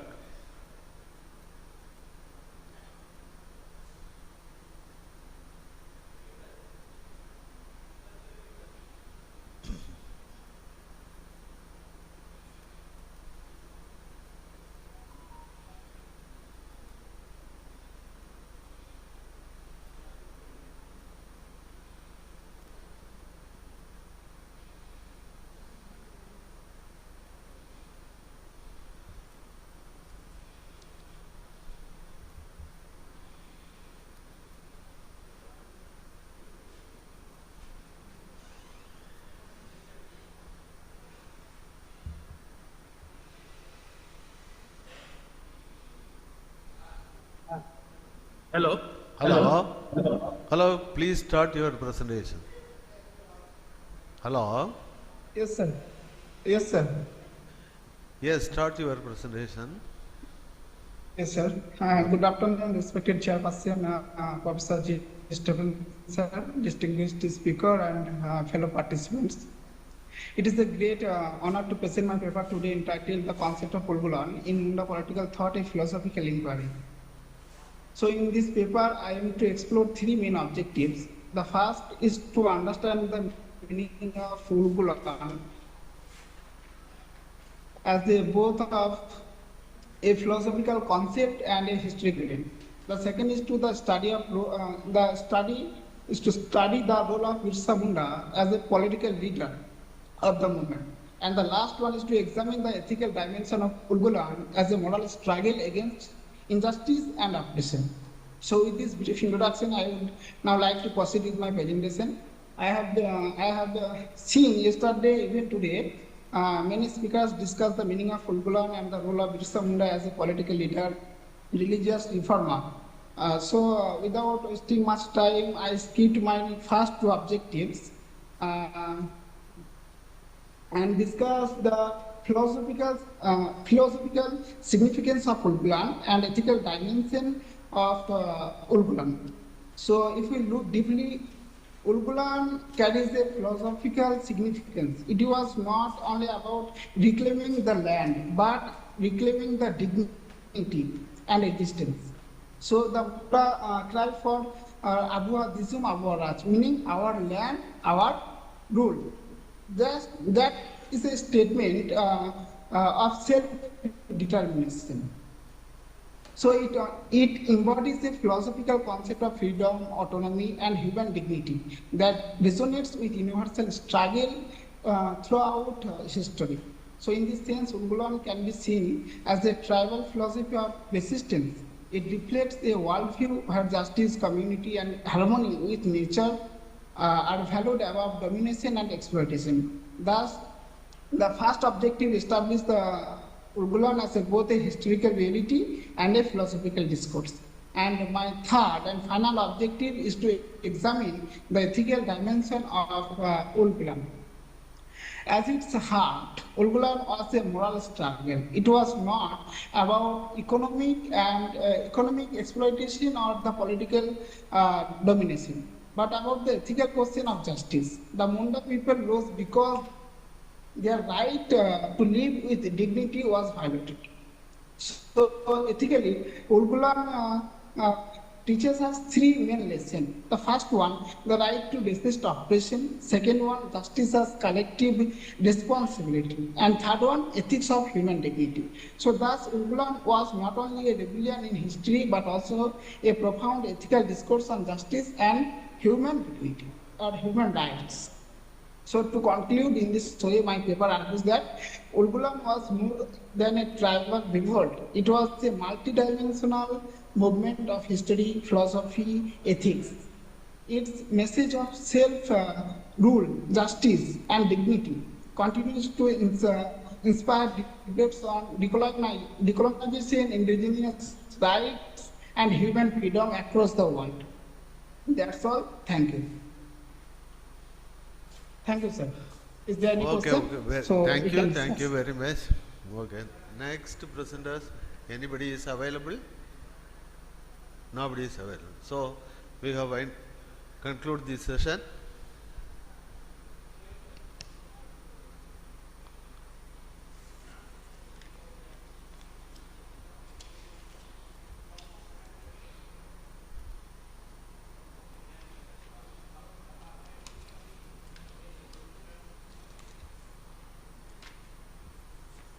No.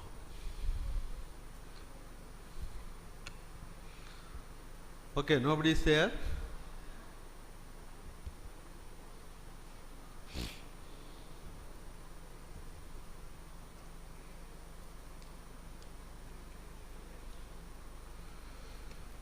So I think now we can conclude this session. Okay.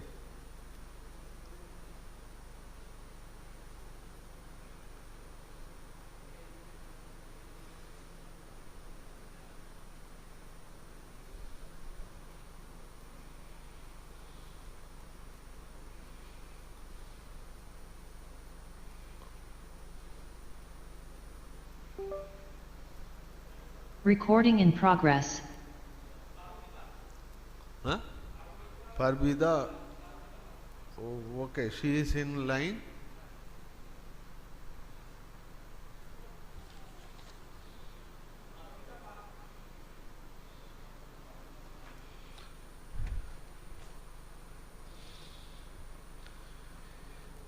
Are you ready? Hello?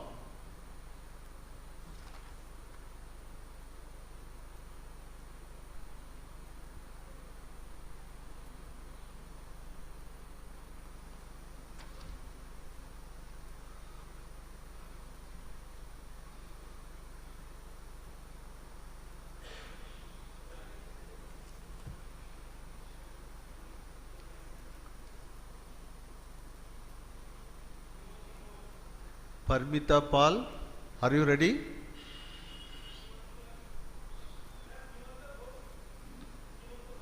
Simanta goes. Okay, Simanta goes. If he is ready, then he can start.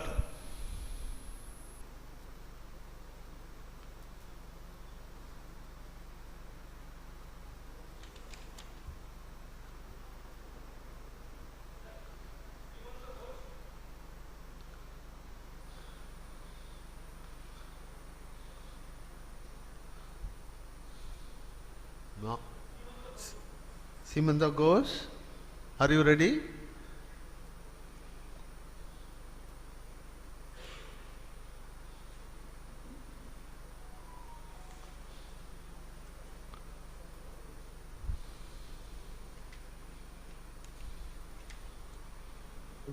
Simanta Ghosh. Simanta Ghosh. Are you ready? Hello? Hello? Are you in the line? Yes, sir. Yes. Hello? Okay, then you start your presentation. Please, sir, am brief. I audible, sir? Oh, okay. Tell me. Sir, this is Paramita Pal. It's now my turn. Okay. Actually, my device. Am I audible? Am I audible, sir? Okay. Can I start, sir? Yes, we are hearing. Okay, sir. Then I'm going to share my screen. Okay. You start your paper. Please summarize Okay, your sir. paper and conclude Okay, within sir. 5 minutes. I'm going Okay. to just share my screen. Okay. Just take 1 minute, sir.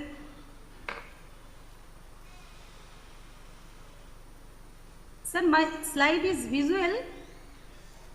Yeah, it's visible. We are seeing. No problem. Oh, okay, sir. Okay. Thank you, sir.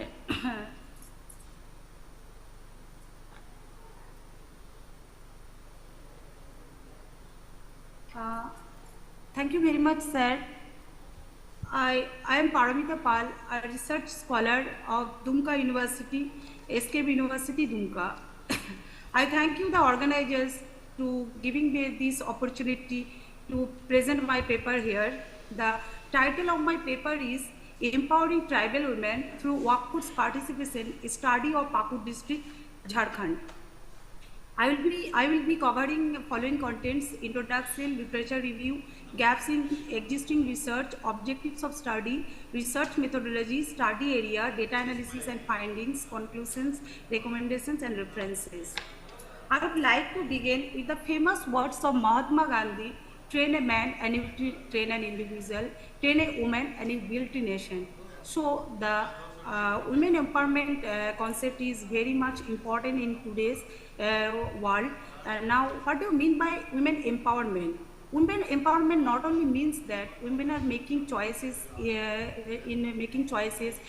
taking part in decision making. It has a broader concept.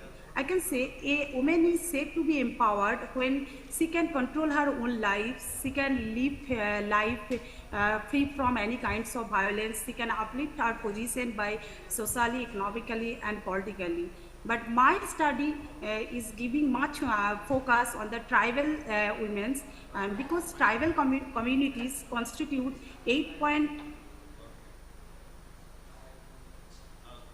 Sorry, sir, I think some technological issues. has been appeared. Okay. Now I am audible, sir. Yes, you are audible. Oh, thank you, sir. So, tribal communities constitute 8.2% of India's population, and women are forming the majority in this group. But the situation of tribal women is not in good position. They lagged behind in case of many things, like they are living in deep poverty. They do not have the access in basic necessities like education, health care, and in this respect different studies have been conducted, and the most of the studies highlights the education side, because they said that education is a crucial part. They can uplift their positions and they can help to get empowered them, but there are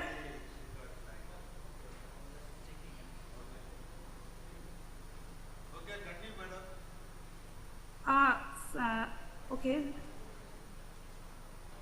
But there are many other socio-economic factors have. But there are many other socio-economic factors already have. So the objectives of my study are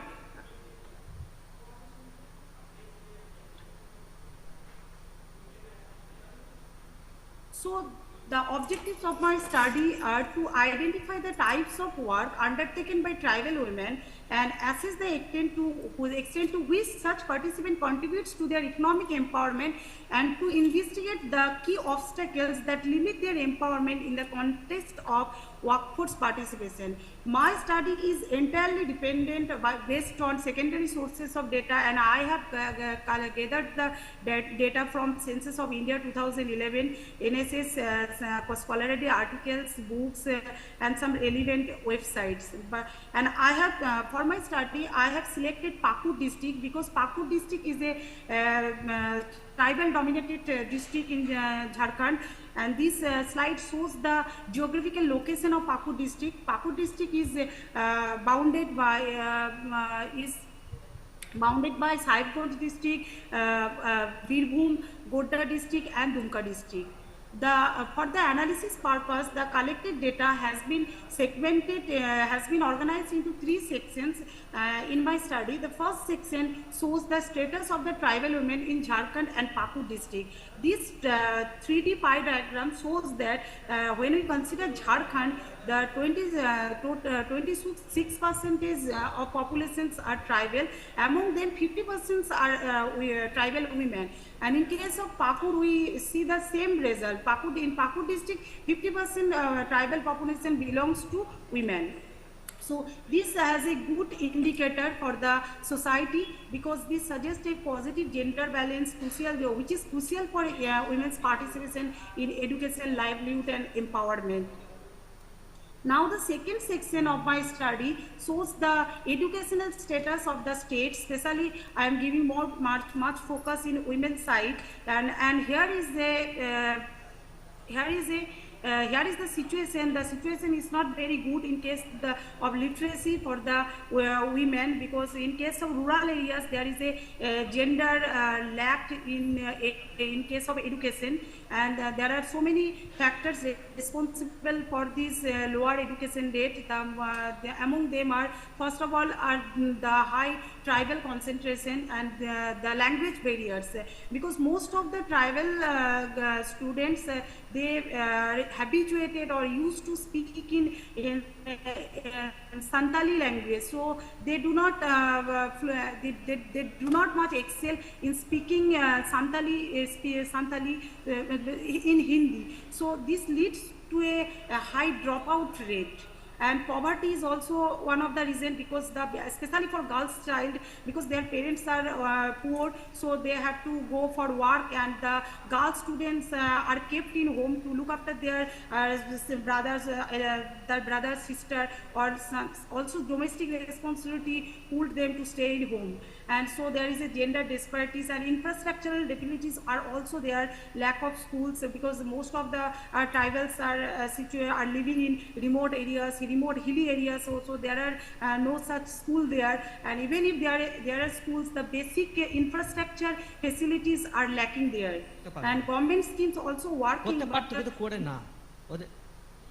আচ্ছা, কারণ হচ্ছে কি সাঁওতালদের দেখবেন যতগুলো একটা সাঁওতাল গ্রামের পাশে দেখবেন একটা something. Yes, sir. Okay, you continue. No problem. Okay, sir. Okay, sir. Okay, sir. Thank you, sir. Now the most important sections in my study is gender-wise participants of workers in different categories. Here the bar diagram shows that the main dominates the main workers, the cultivators, the agricultural laborers, and the female dominates only household industry and marginal workers. So this implies that there is a huge gender division of labor and women's group, but it's true that it's not that women are not working in agriculture field or cultivation. They are actively participating in sowing, harvesting, load, water collection, but the problem is they are not recognized. They are not recognized in their family and also in their society, and sometimes they are heavily dependent on the casual labor like bead making, leaf plate making. These kind of activities they are usually getting involved, and these are not so highly paid. These are, as they are home based and insecure jobs, so they are very much low paying. These are the low paying work. So this kind of this is the reasons that confined women to remain in unskilled and remain as a marginal worker, as a helping hand for their family, not the main earning member. So, but instead of these barriers, instead of these obstacles, but it is also true that this kind of work actually making them economically sufficient to some extent, because they are working as a marginal worker and home-based industry, but they are still working and they are earning in some kind of money. So this helps them to take decisions in their family, and these are helpful for so these are the main findings from my data I got, and now we come to the conclusion part. So after studying this whole paper, I can conclude that the Jharkhand, and especially Pakur district, is tribal dominated district, and here men dominate main work and cultivation, women in marginal insecure jobs, and they have so many problems. They have social problems, they have cultural problems, they are living in a patriarchal society, they are bounded by the domestic responsibilities. This kind of things are happening and are continuing, but I can recommend that government should come forward. Government already is working. Government is trying to uplift their situation. They are helping. Many kinds of projects are working, but the implementation of the project should be implemented in the grassroots level. This is the most necessity things, I think. And in this case, education government should give more emphasis on education, especially Santali language. Santali language should be introduced at the primary level, because otherwise Santal students are losing their confidence. They are not able to cope up with the general Hindi speaking students. And also the economic empowerment. For economic empowerment, government should establish many more cooperatives. The local home-based industries should be expanded such that they can earn more from these and they can continue for these as their livelihood, for their living. So government policy should government should strengthen their scheme, monitoring them properly. This kind of things should do. So this is all. I think that's all.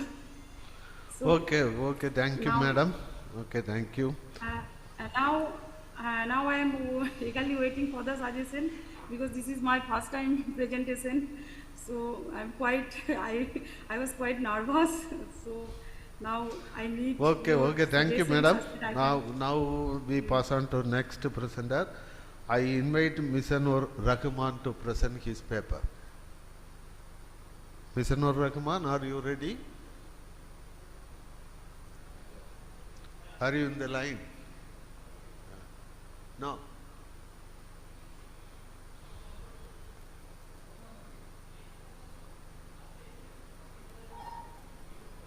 Hello, am I audible, sir? Yeah, you are audible. You start. Okay, sir. Thank you. Just let me share my screen first, sir.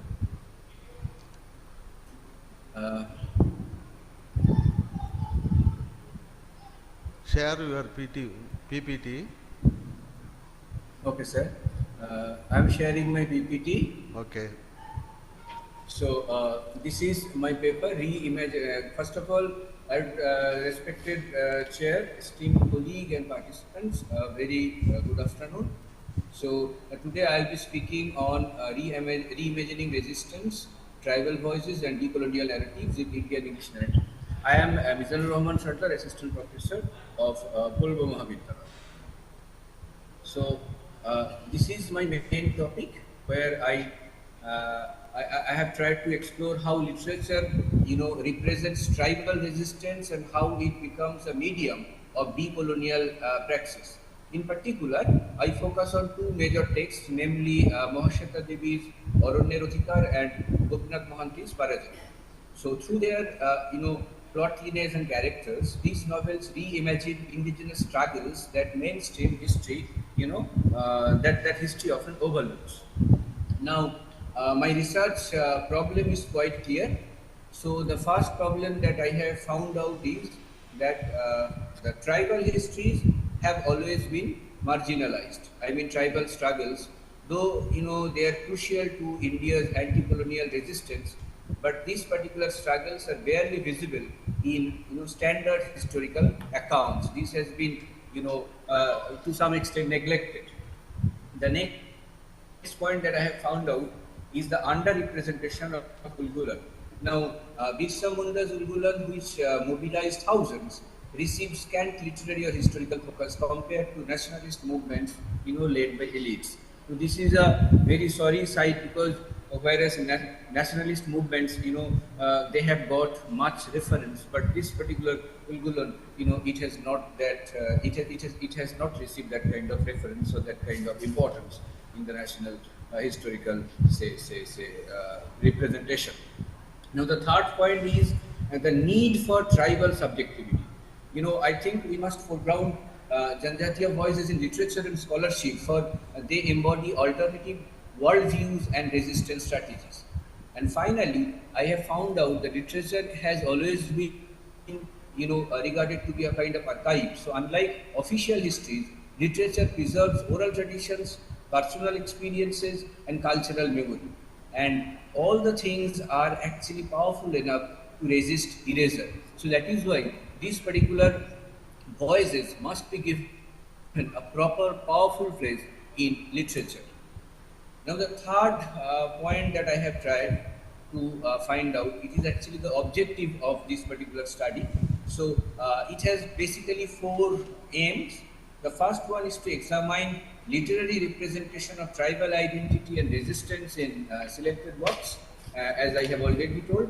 And the second point is to analyze narrative strategies that challenge colonial and nationalistic silencing. And the third point is to connect Birsa Munda's Ulgulan to global indigenous struggles, highlighting common themes of land, culture, and resistance. And finally, to draw up policy implications for, from these literary texts for contemporary issues like land rights, education, healthcare, and cultural preservation. Now, here I have chosen, 2 texts. One is Aranya Rothikar, published in 1977, and another is Parajay, first published in 1945, and then it was translated in English in 1987. And I have also found out some comparative scope. I have read alongside Silko Ceremony, and then this is Botuki, Endubi is a grain of wheat, etc. And the basic theoretical foundation that I have actually found is, decoloniality, not only decoloniality of land, but also decolonizing of the mind, and Spivak's subaltern critique, is also going to play a very important role here. So these are my basic methodologies with the help of which I have tried to find out the place of the subaltern. Now, I have a special focus on this particular novel by Mahashita Devi's Aranyer Adhikar, which is to be translated in Bengal in English as The Right to the Forest. Okay, so now let me discuss this novel in detail since its plot is central to my argument. The novel begins with Birsa Munda's childhood in Chotanagpur, portraying his deep bond with the forest. He is shown as a sensitive child who observes the misery of his people under colonial exploitation and missionary influence. Then Birsa attends a missionary school where he gains literacy and exposure to Christianity. This education, however, alienates him from his traditional roots for a time. Gradually, Birsa realizes that both colonial officials and missionaries aim to uproot the Mundas from the land and forest. He begins to oppose this intrusion inspired by ancestral traditions. Then Birsa transforms into a charismatic figure combining spiritual leadership with political strategy. He presents himself as a prophet who will restore the golden age of the Mundas. His message resonates widely and he mobilizes thousands of Adivashis. The rebellion is depicted not just as a political revolt but also as a cultural and spiritual assertion. Birsa, demands the return of land and forest rights, the Aranyer Adhikar, and this is basically what is known as the right of the forest, the right of the forest, that is in Bengali written as Aranyer Adhikar. Finally, the colonial depression crushes the uprising. Birsa is arrested, imprisoned and dies in custody in 1900 at the age of only 25. Yet the novel ends on the note of his immortality in memory. He becomes a legend whose story is carried forward in oral tradition. So this is basically the novel. So this novel plays a very important role. I mean, it actually fuses religion, politics and culture in tribal resistance. The power of the tribal community has been shown for the first time in such a way. Now I have discussed my second text, that is Gopinath Mohanty's Paraja. So this particular plot also deserves a close attention. So this novel centers on Shukru Jani, an aging tribal patriarch of the Paraja community in Odisha. His family lives a simple, dignified life close to nature, dependent on shifting cultivation and forest produce. Their peaceful life collapses when Shukru borrows money from a local moneylender. Unable to repay, the family falls into bonded labor, losing autonomy.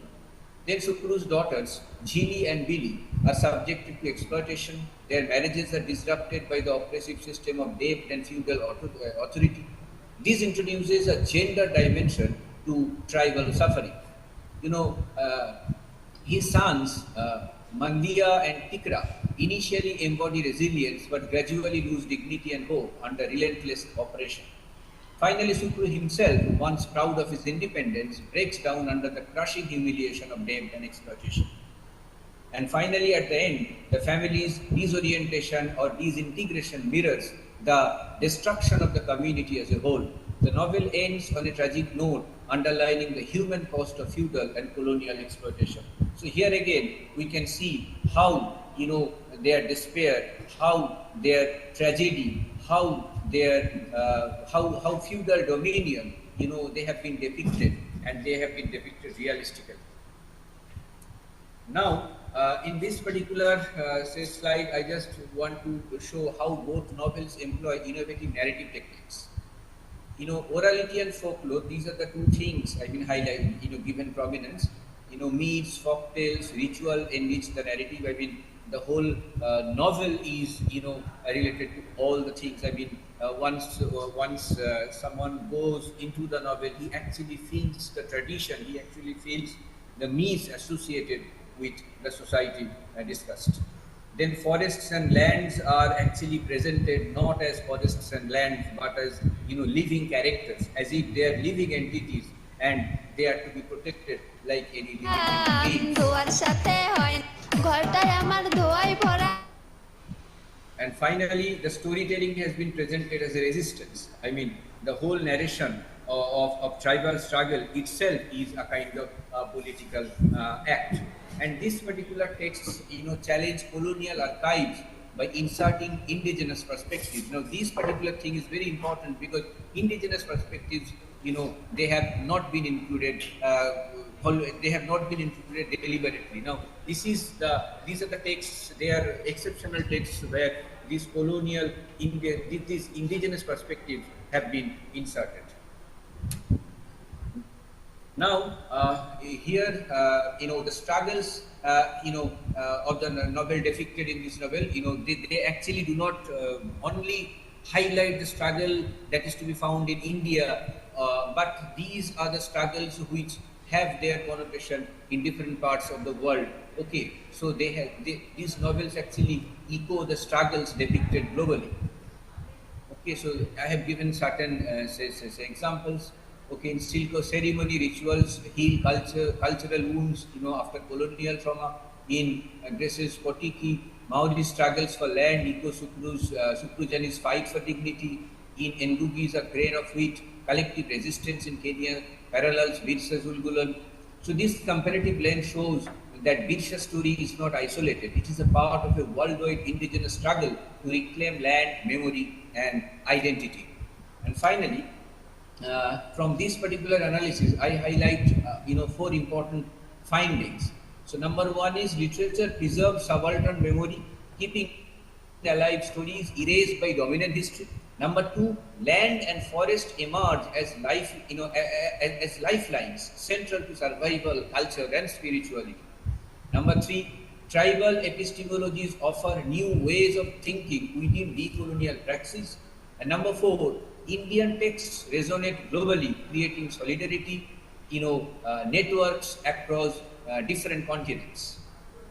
And finally, to conclude, the plots of this novel demonstrate that storytelling is itself a kind of resistance. Orande Rojikar and Paraja, they do not merely depict tribal suffering. They reclaim dignity, reinsert agency, and immortalize tribal struggles in collective memory. Literature here bridges history, memory, and activism, turning personal experiences into political movements. Finally, the legacy of Birsa Munda remains a beacon for indigenous communities across the world. His Ulgulan is not part history, but a living call for justice, equity, and cultural survival. Thank you, sir. Thank you for listening to this particular presentation. Okay, thank you. Okay, thank you, sir. Now we pass on to next presenter. Anybody is ready?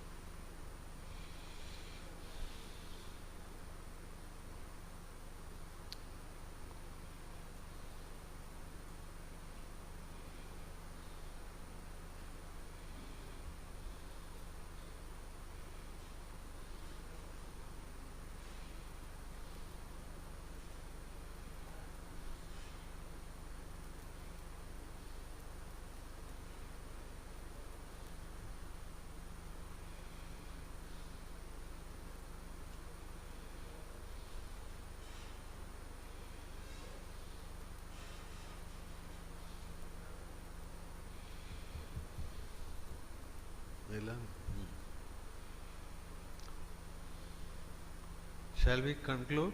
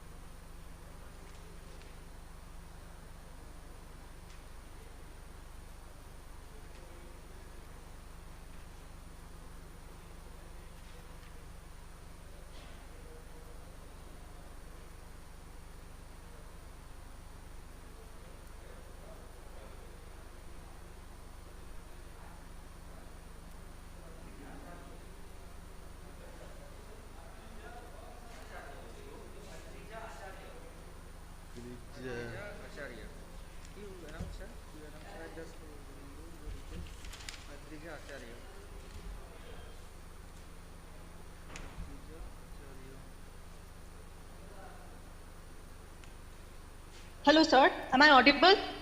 Hello. I am present here. Hello, I am Adrija Acharyya. Am I audible? Okay, you can start your presentation. Okay, sir. Good afternoon, everyone. I am Adrija Acharyya, Jadavpur University, Department of Philosophy. I hope I am audible. Today, I am going to present my paper on education as empowerment, the tribal educational movement in Tripura under Dasharatha Debbarma's leadership. Now, the educational movement for tribal people in Tripura under the leadership of Dasharatha Debbarma marked a pivotal chapter in the state's socio-political history. As a prominent leader, social reformer, and later the Chief Minister of Tripura, Debbarma championed the cause of the indigenous communities, particularly focusing on their access to education as a means of empowerment and socio-economic upliftment. Beginning in the mid-20th century, he mobilized grassroots initiatives through tribal student organizations, cultural bodies, and political platforms to combat the historical marginalization of the tribal population. His efforts were instrumental in establishing schools in remote tribal areas, promoting mother tongue education, and integrating modern curricula with indigenous cultural values.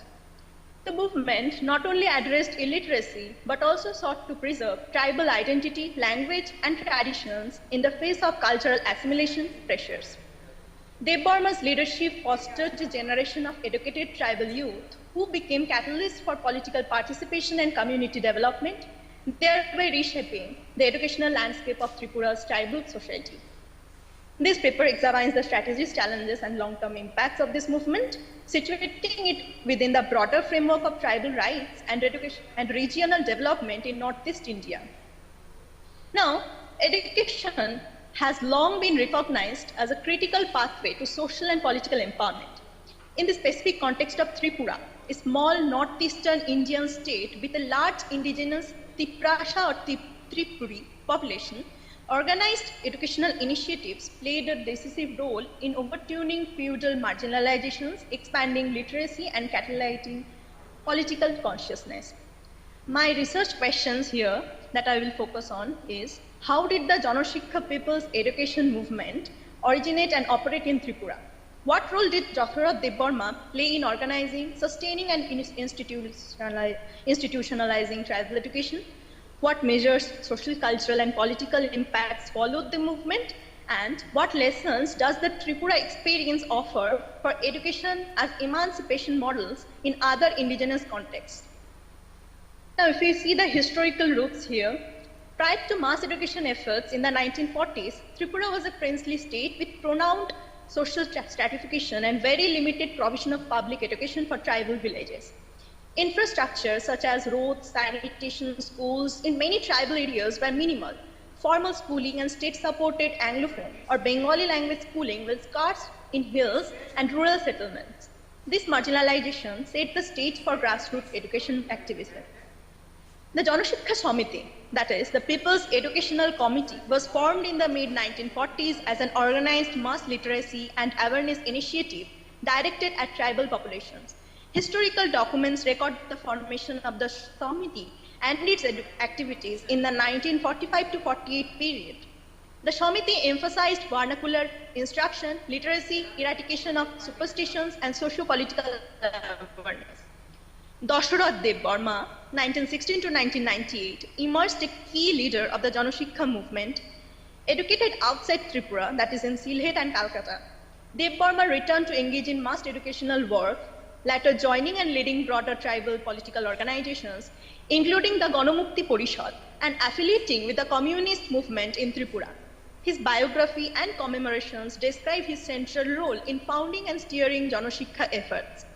The movement relied on locally recruited, often moderately educated youth as teachers. Community participation was central. Villagers built simple schoolhouses, provided local materials, and supported teachers. Curriculum emphasized basic literacy, numeracy, local language and culture, anti-superstition campaigns, and civic awareness, all intended to create politically conscious and social mobile communities. In many accounts, when the princely state cracked down on the movement, activists adopted by evolving the group into broader political organizations such as Mukti Porishad or Ganamukti Porishad. Yes, sir. Yes. I think it's some fake ID. Is there any problem? Hello? No, no problem. You continue. Thus, the Tripura Janashikha Samiti, formed on 27 December 1945, emerged as a radical grassroots movement to uplift tribal education at a time when the feudal royal administration suppressed such initiatives. Within a few months, tribal communities, through collective effort, established around 400 schools by contributing land, labor, and sustenance for teachers. This remarkable mobilization led to formal recognition of 300 schools by the regime, an unprecedented shift that forced the education minister to resign. In 1948 onward, Janashikha evolved into a potent socio-political force. Its transformation into the Ganamukti Porishad intensified its stance against monarchy and gradually intertwined education and emancipation. If we look into the Dasharath Devarma's leadership, we will see that born in 1916 in Ampura village, Ramchandra Ghat, that is Huai subdivision, into a poor peasant family, Dasharath Devarma pursued education in Sylhet and Calcutta and returned to Tripura to work for tribal uplift. Over his lifetime, he served in multiple political and administrative roles. He was a leading figure in the Janashikha movement, an organizer of Ganamukti Porishad, and education and tribal welfare minister in the state government during the late 1970s and 1980s, and later chief minister of Tripura from 1993 to 1998. The first tribal person to hold that office. As one of the principal architects of Janashikha, Dasharath Dev mobilized local networks, collaborated with young tribal teachers, and used education as the organizing backbone for broader socio-political reform. His administrative roles later allowed him to translate some grassroots brains into policy, notably while handling education and tribal welfare portfolios in the state government. Dasharath Devarma's personal sacrifice was profound. He abandoned his graduate studies in Kolkata to lead the nascent literacy insurgency. His strategic leadership helped shift the movement from informal classrooms to broader political engagement via the CPI and later CPIM. From 1977 to 1983, he served as Minister for Education and Tribal Welfare, consolidating literacy gains into structural reforms. This period saw major policy initiatives, official recognition of Kokborok as a second language, midday meal programs, restoration of tribal lands, food for work programs, and reservation enforcement, all reinforcing education's transformative potential.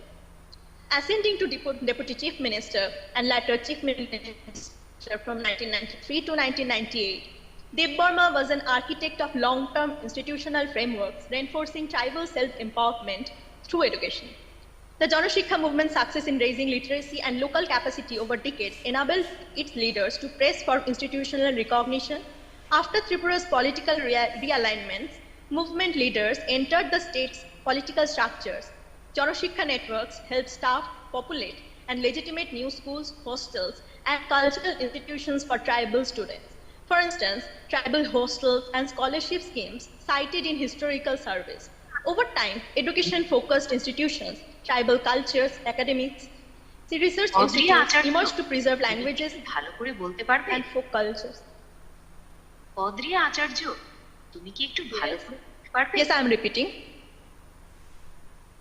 Devarma's latter government roles, that is from 1970 to 1988, education and tribal welfare assignments, and later the Chief Minister of Tripura, allowed several movement-informed policies to be implemented, involving teacher recruitment from tribal communities, expansion of primary schools in the hills, and promotion of tribal languages and curriculum. These administrative links were crucial to convert mass movement gains into sustainable state programs. Now, coming to the language identity, a central dimension of the educational movement was bolstering tribal identity through mother tongue instruction. Kokborok was declared an official language in 1979 and gradually institutionalized at all levels, from school curricula to university degrees. It became the certificate course in 1994, PG diploma 2001, BA degree from 2012, and MA degree from 2015. This linguistic inclusion was foundational in cultural preservation and elevating tribal self-awareness, intensifying identity assertion in a state deeply transformed by post-partition Bengali migration. Coming to the student mobilization, the Janashikha movement contributed to a notable rise in literacy among tribal communities across mid-20th century Tripura, particularly by creating primary schooling opportunities in areas neglected by princely or early post-colonial administration. Scholarly treatments and government reports emphasize the movement's role in bridging an initial literacy gap and producing a generation of educated tribal youths who could pursue higher education and professional paths. By prioritizing instruction in local languages and integrating cultural content, the movement helped preserve and legitimize tribal languages and cultural forms that have been marginalized till late. This cultural empowerment reduced stigma, increased pride, and enhanced community cohesion, factors that underpinned subsequent political organization. Educated tribal youths were instrumental in forming and staffing political groups, such as Ganamukti Porishad and other groups later, participating in formal politics. The movement can be credited with producing cadres who challenged feudal structures, pressed for tribal rights, Hello. and later entered state governance. Hello, please conclude your paper. Please Yes, conclude. yes, sir. Okay. Yes, sir. Okay. So I will say some case examples and I will conclude my lecture. This paper have focused on the community schools and hostels, accounts from local histories and academic studies, highlight community-built schools and hostels, and enabled Hill students to access education in Nagartala, thereby creating new social mobility channels. Anti-superstition and civic education. The Janashikha curriculum often included campaigns against harmful traditional practices and superstition, linking literacy with rationalist and civic education, a practice that strengthened local capacity to contest undemocratic or exploitative customs. Several scholarly papers document this as deliberate pedagogy of liberation. Now coming to my conclusion of this paper, I will say that Dasharath Devbarma's leadership marked a watershed, transforming tribal education from grassroots activism to sustained state-led empowerment. His efforts under Indian communism fostered cultural revitalization through Kokborok, institutional inclusivity via policy reforms, and strategic resistance against feudal repression. The broader impact of these efforts continues to echo through Tripura's heightened literacy, tribal political representation, and thriving cultural institutions like the TRCI. The Janashikha movement and the Dasharath Devbarma's leadership offers important lessons such as accelerating literacy growth in marginalized communities, preserve cultural identity, and catalyze political empowerment. For policymakers working with indigenous or marginalized populations, the Tripura experience suggests prioritizing local teacher recruitment, vernacular curricula, community participation in school construction and governance, and policy pathways that convert grassroots gains into sustained state support. Thank you. I conclude my paper here. Thank you so much, everyone. Okay, thank you. The next presenter is Bhuta Mandip. Is ready? Yes, sir. Okay, you can start your presentation. Kindly be brief. You conclude your paper within 5 minutes. Okay? Yes, sir. Okay. Good evening, respected chair, other presenters, and everyone else in the audience. I am grateful to the organizer for selecting my paper. This is Bhuta Mandip. I am a PhD candidate in history at the Kalinga Institute of Social Sciences, Bhubaneswar. My title of my paper is Traditional Dress and Ornament as a Symbol of Munda Cultural Pride. The Munda community in Baleswar district maintained a rich cultural identity and through traditional clothing and jewelry that as a symbol belonging to history and the value of their reflect deep connection and their environmental using cotton fabric naturally colored with roots. The clothing pattern and color tags a social meaning. Women bright red, yellow and green symbolize the favoriting relevance for nature, which means nature at tone present good organization operating work. So the modern inflation have reduced daily traditional wear, strong youth, these items remain centered to the festival and ceremony, creating a lively commonly celebrating. The jingling sound and colorful display maintained there across generations. I have taken 4 objectives. This is analyze, document and describe the traditional dress, pattern, and ornament style of the Munda people, including pattern of material, color, moti, and process to creating the object. And second is the analyze the cultural role of dress and jewelry as identity, social status, and pride of the community in the society. And the third is the study of rural traditional dress in the Munda society, ritual, festival, life cycle events, and consider how dress and ornament are associated with the agriculture cycle, seasonal tradition. The last objective is explore the change, continuity in Munda dress and ornament as an important modernization and movement to influence of external culture.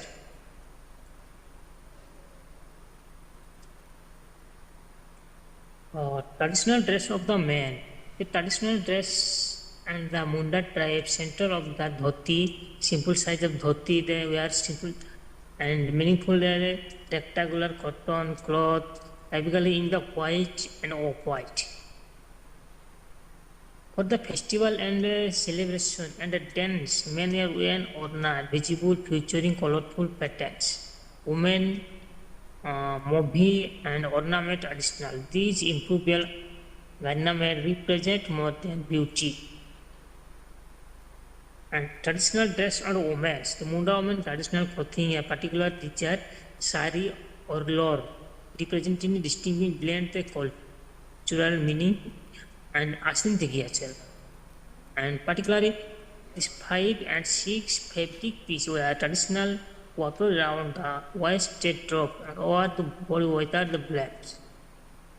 During the significant festival, women are rich ornaments, sari featuring complex embroidering, braiding, minor work. Now is the transformation in the modern era. দুধ খেলে হবে বন্ধু গায়ে রক্ত জল দাদা দুধ খেলে হবে বিড়ি খেলে বুদ্ধি বাড়ে মদে বাড়ে বল বিড়ি খেলে বুদ্ধি বাড়ে মদে বাড়ে বল দুধ খেলে হবে বন্ধু গায়ে রক্ত জল দাদা দুধ খেলে হবে বিড়ি খেলে বুদ্ধি বাড়ে মদে বাড়ে বল বিড়ি খেলে বুদ্ধি বাড়ে মদে বাড়ে বল দুধ খেলে হবে বন্ধু গায়ে রক্ত জল দাদা দুধ খেলে হবে বিড়ি খেলে বুদ্ধি বাড়ে মদে বাড়ে বল হ্যালো স্যার আচ্ছা এটা তো সেমিনারের লিংক এখানে কি হচ্ছে এগুলো you continue sir thank you sir transformation in the modern era sir Munda tribe community has undergone significant transformations in the traditional dress practice due to the modernization urbanization and migration to cities for education work and trade have been export community members to modern fashion trade. Many wear western clothing is like shirt, jeans, t-shirt, white factory made sari that large replace cut down traditional ornaments. This would shift towards modern dress for the daily wear and traditional clothing have not disappearing completely. This remain cultural significance promoting. বিড়ি খেলে বুদ্ধি বাড়ে মদে বাড়ে বল বিড়ি খেলে বুদ্ধি বাড়ে মদে বাড়ে বল দুধ খেলে হবে বন্ধু গায়ে রক্ত জল দাদা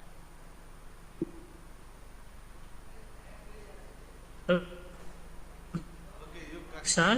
Okay, Am I continue. audible? Yeah. I have Yes, continue your presentation. Sir, I have used methodology.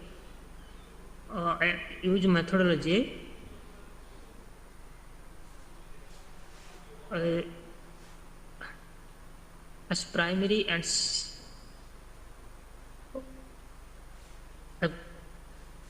I have concluded my purpose. Traditional clothing and jewelry of the Munda community, Baleswar district, representing for more authentication expression. The continuous living example of cultural identity, ancestral wisdom, and spiritual belief in their sustainable tribal community for generations. Through their vibrant sari, practical dhoti, ornament, symbolic design. Sir, am I audible? Yes, audio. Okay, we are hearing. Yes, sir. This paper finding undergone the urgent need for comprehensive presentation of for the balance traditional with modernity through cultural programming, artist support, educational initiative, and innovation fashion approach that incorporate traditional motif into a contemporary design. The Munda community can ensure the rich strategical heritage continue to inspire pride and maintain debate on their environmental words. Thank you, sir.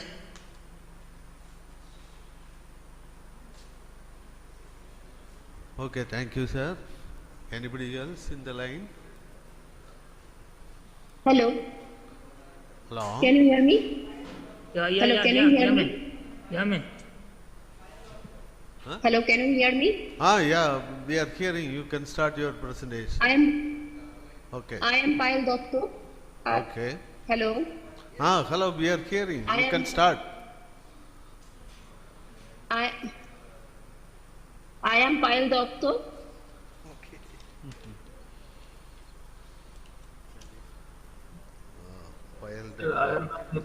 Okay, you start your presentation.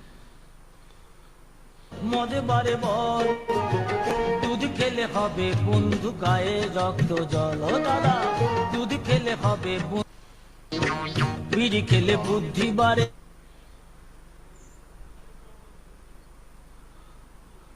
Hello, Payal Datta. Hello. Yes, thank you, sir. Okay, you can start. Can I present my paper? Yeah. Hello everyone. Before I begin, I introduce myself briefly. I am Payal Dotto. I work in Chandrapur College as SSCT in Department of Philosophy. The title of my article is Empowering Indigenous Voices, the Role of Digital Technology in Promoting Equity and Inclusion. Well, I would like to begin my presentation by highlighting the objectives of my article are: first, amplifying indigenous voices. To highlight the importance of digital technology is amplifying indigenous voices and promoting their rights, cultures, and languages. Second, digital inclusion. Discussing the role of digital inclusion in bridging the gap between indigenous communities and rest of world, ensuring equal access to information, education, and economic opportunities. Number three, cultural preservation. Exploring how digital technology can help preserve indigenous culture, languages, and traditional knowledge, while also promoting intergenerational transmission. My methodology in this article are secondary analysis and field-based work. My key findings.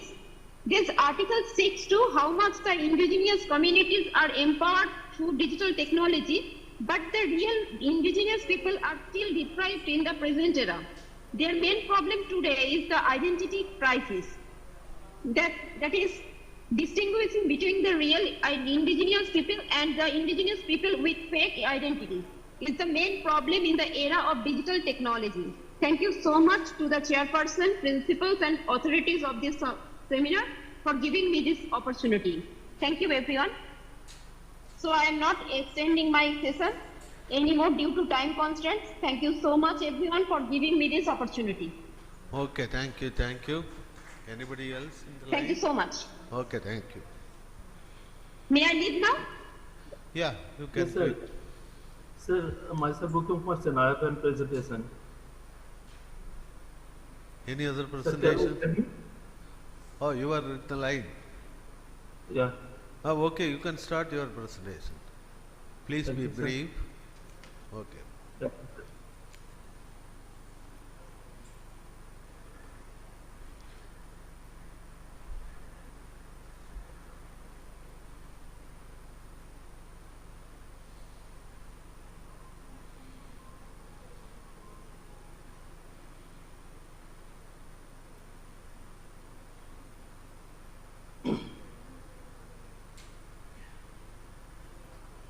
Good afternoon and namaskar to all. My seminar topic is traditional health practice and biodiversity conservation in the Munda rebellion. Munda rebellion or Ulgulan stands as a landmark event in the history of agri-colonial movement in India. Historians and scholars have extensively documented the rebellion's political and religious dimensions, but a underexplored aspects of the rebellion is its connection to the Munda people's traditional health practices and agricultural practices, which is directly related to the conservation of biodiversity. This paper highlighted on this unexplored area of the Munda rebellion. Munda health practices are based on a holistic understanding of the human body, spirituality, and nature. They believe cause of illness not only a biological dysfunctions, but a disruption of harmony between body, spirit, and forest. Actually, modern science also supports their views. Illness is not only related to our body, but also interaction between our body, minds, and environments. Key features of the health practices are as includes ethnomedicine, ritual healing, sacred groves, and diet. Ethnomedicine means the traditional health practices, beliefs, and medical knowledge of indigenous or local communities developed through generation of experience and observation of nature. It is closely linked with ethnobotany, which is study of plant used by people, rituals, spirituality, and cultural traditions. Actually, they use different types of medicinal plants for the treatment of different diseases. Here is the list of medicinal plants used by them. Actually, there are so many, more than 100 types of species recorded. But here some major medicinal plants used by Munda community like Kojun, Hotoki, Amla, Bel, Neem, Gurichi, Tulsi. This column contain their English name and this is scientific name, and this column medicinal use of those plants. Uruchi, Satabhori, Polas, Karanj, Holdi, they are used for from skin disease to reproductive well-being. Not only that, they use 19 types of medicinal plants for the treatment of snake bites. And most important plant is Issormul. They told Issormul. And here is the photo of Issormul or Issormul. They use roots of this plant for the treatment of cobra, viper, snake biting. Very interesting.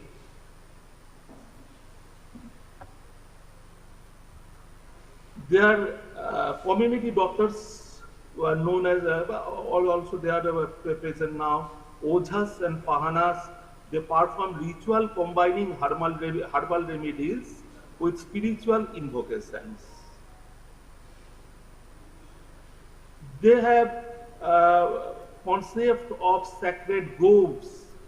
They call this Sarnosthal or sacred grove and Sarnabru. Actually, Sarnosthal, they worship the Sarnosthal, and Sarnaboru means sacred hill. Actually, these places are the biodiversity hotspot, and these places are source of their medicinal plants.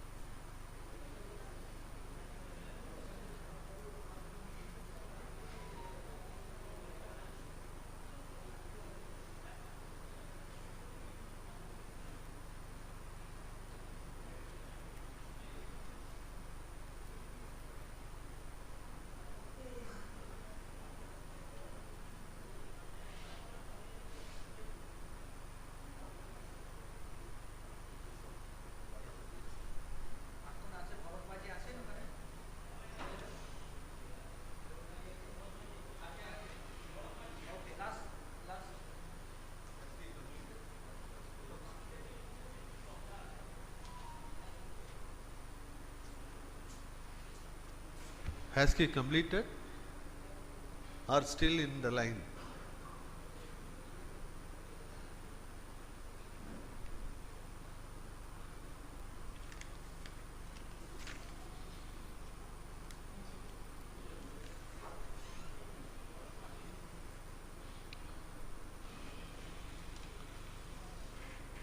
Okay, completed? Okay, thank you, sir. So now I invite Bharat Maji to present his paper. Hello?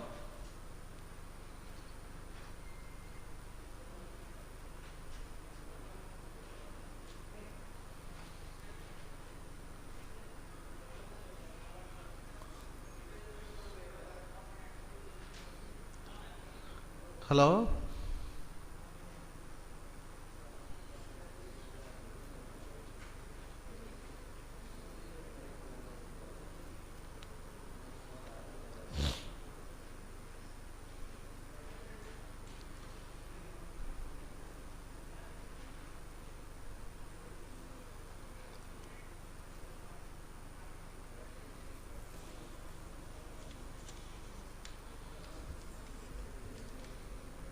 Hello, Bharat Maji.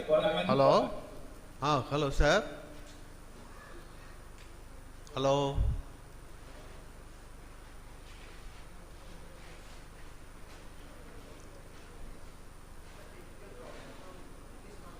Yes, sir. I am Bharat Maji. Okay, but he is in the line. Okay.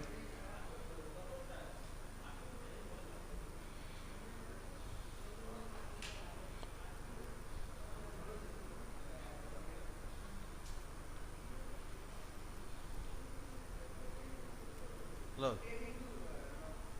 No. Okay, then shall we conclude? No. Waiting. Okay. Okay, you can start your presentation. Hello. Yes, sir. Sir, I am Okay, audible, you sir. can start. I am audible, sir.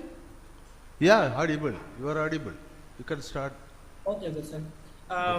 Kindly First brief. of all, thank you, respected resource person and distinguished faculty members and dear participants.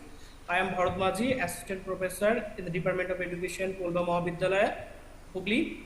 I feel honored to present my research on bridging the digital divide, exploring digital equity among Janajatiya communities in Jhargram district, West Bengal. Basically, this study explores how the Santals, Mundas and Ho communities experience digital access, the barriers they face and the opportunities for inclusion. I emphasize that only localized and culturally sensitivity approaches can ensure true digital equity. With your kind permission, I would now like to begin my presentation.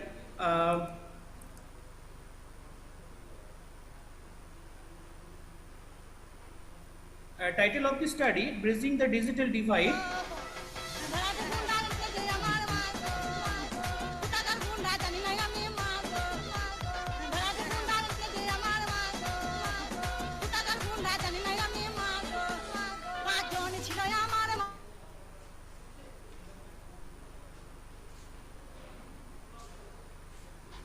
Hello? Hello, sir. You can continue your talk.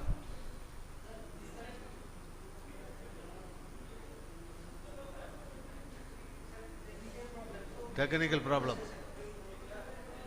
Okay. Okay. Okay, thank you, sir. I think now we can conclude this session. Actually, in this session we had 13 papers are online. There is no physical presentation in the session. In fact, we have rushed all the presenters and they are not able to present their full paper here. Even though the themes of the papers are very interesting and informative, most of the papers deals with various concepts like cultural, political and anthropological. Two of the papers regarding applied tribal studies, that is on women empowerment and educational empowerment. Rest of the papers are, I think, the conventional methods of tribal studies. I think regarding the tribal studies in India, mostly we are following the conventional methods to approach tribals. Nowadays in the West, there is one new concept they are talking about, which is called as Fourth World. It's a new concept regarding the studies on tribals.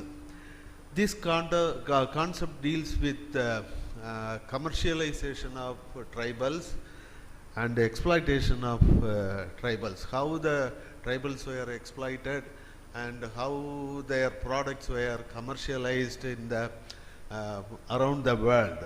Such things were now anthropologists are interested and they are studying. Most of the studies says that most of the tribals around the world were exploited by the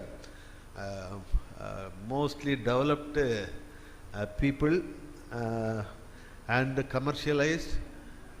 They have earning a lot of money out of that one. Such a way is going on around the world. So we are also we have to see these things in India also. I think most of the tribal peoples in India were also exploited, also commercialized. Even through government agencies also they are commercialized and exploited. So we have to study, or we have to take care of all these things for our future studies. Thank you, one and all. Thank you. Thank you.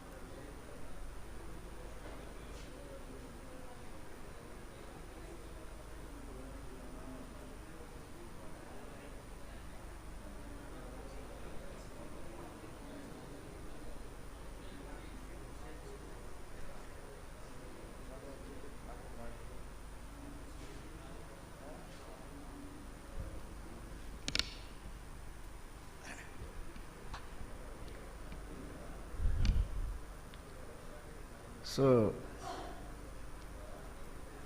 ladies and gentlemen, distinguished guests,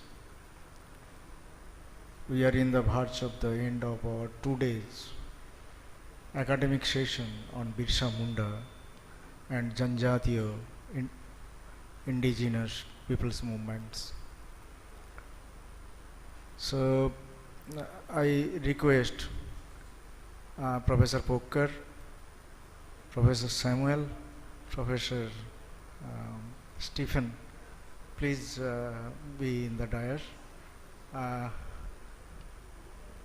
I also request Dr. Shishtidhar Das and Dr. Pradeep Kumar Das to be on the dais, please, sir.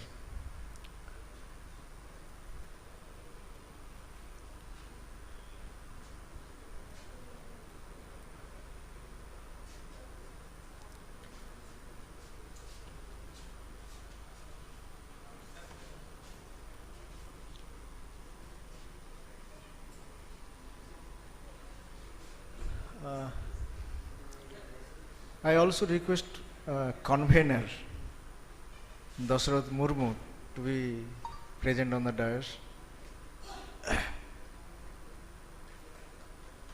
So now let's start this session with the stuti to Birsa Munda.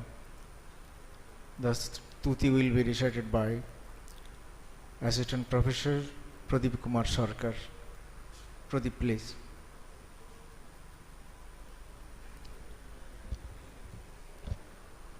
Thank you, Principal Sir. Today, 2-day international seminar. We are in the conclusion part. So, Sir said that I want to speak some stuti in Sanskrit. Bhagavan Birsa Munda.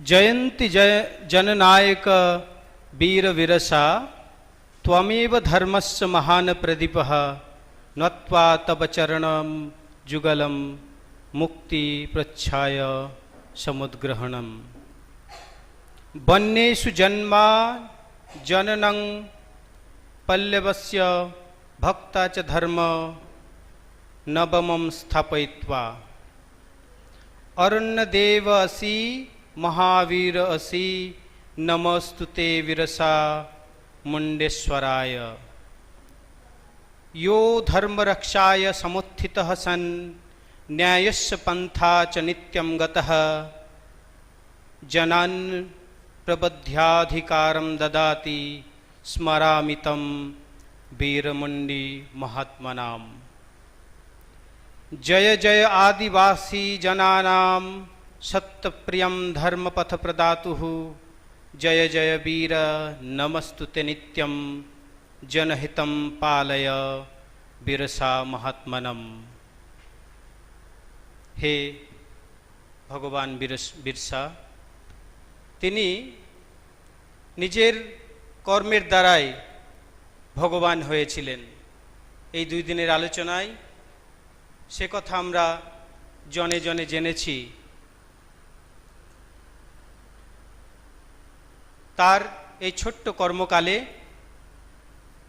তিনি নিজেকে ভগবান হিসাবে প্রতিষ্ঠা করেছিলেন। তাই তাকে সহস্র কোটি প্রণাম জানাই। অন্তিমে again I want 3 sloka to delegate Bhagavan Birsa Munda. Banya Jananam Rakshartham Satta Dharma Prabandhanam Udita Veer Bhaskaraha Namaste Veerasa Prabho. Nyaya Marga Pradipastha Jananayaka Pungabaha Adivaso Jane Shamtvam Bande Virasa Birbhum Tyaga Virjo Samayuktam Karuna Sindhu महार्नवम भजामि ताम महात्मानं वीरसाख्यम जगद्गुरुम। धन्यवादः।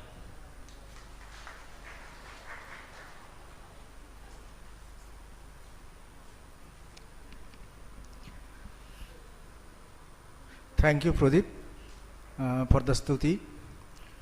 Now it's time for feedback.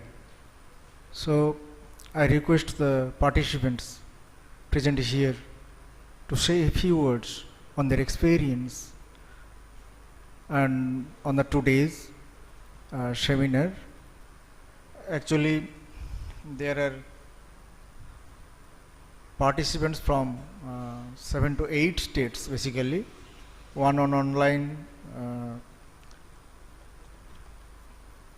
The keynote address was given by the speaker from Karnataka.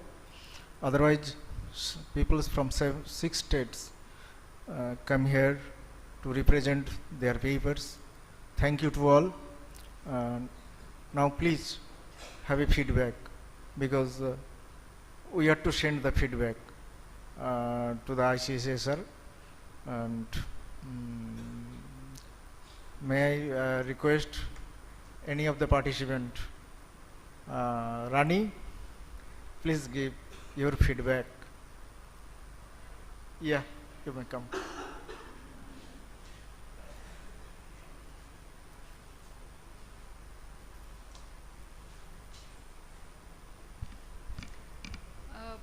Thank you, Principal Sir, for calling me here.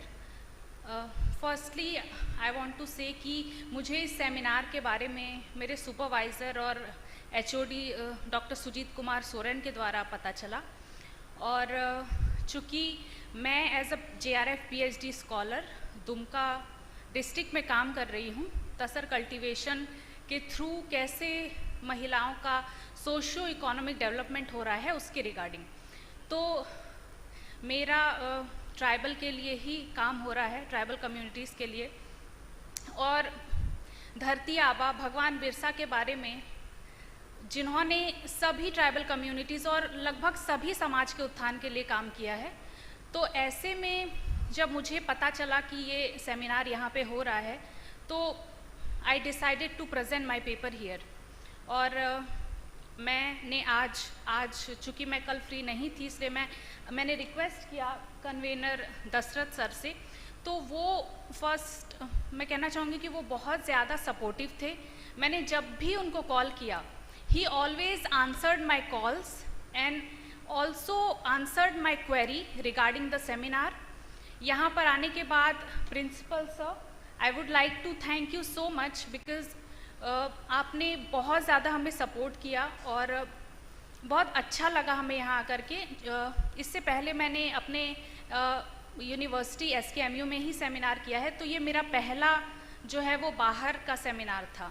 और मैं यहाँ जिन भी लोगों से मिली, मुझे दिल से बहुत अच्छा लगा, और मेरा फीडबैक इस सेमिनार के रिगार्डिंग बहुत पॉजिटिव है। I felt so well here, और जिस तरह के एकेडमिक चर्चा में हमने भाग लिया, जितने भी स्पीकर्स थे, एकेडमिशियंस थे जिन्होंने अपनी बात कही, ये बहुत वैल्यूबल इंसाइट्स थे उनके, and it was so pleasant to be here. And मैं इस पूरे ऑर्गेनाइजिंग कमेटी जो भी इस सेमिनार्स के अंदर हैं, मैं उन सबको एक पार्टिसिपेंट के तौर पे बहुत बहुत आभार और थैंक यू करना चाहूँगी सभी पार्टिसिपेंट्स की तरफ से, बिकॉज़ ऐसी अपॉर्चुनिटीज़ हमारे एकेडमिक नॉलेज को एक वृहद स्तर तक ले जाने का काम करती हैं। Thank you so much.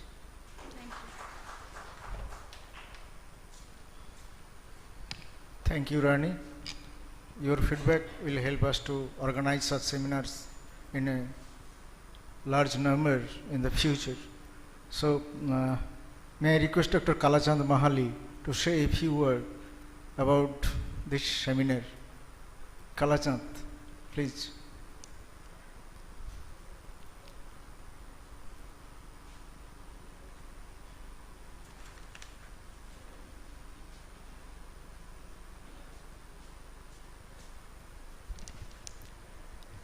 Again, I convey thanks to the principal sir and obviously organizer of the seminar. and also thanks to the chair of the dice of the chair of the dice. So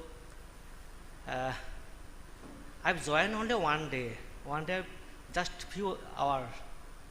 So in previous day what happened I don't know, but also I very much enjoy my session only. Actually I'm very late to reach here. I think wish a very good and a great success. Thank you.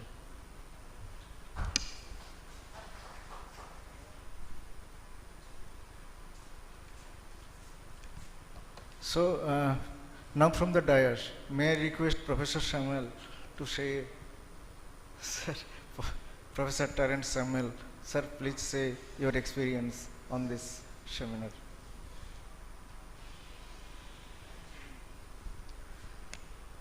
Thank you for giving me this opportunity to share my experiences.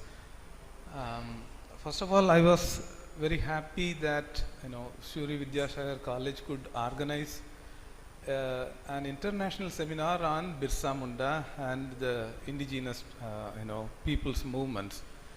The reason why I was so happy is that in academic textbooks we don't find any kind of discourse about the indigenous people.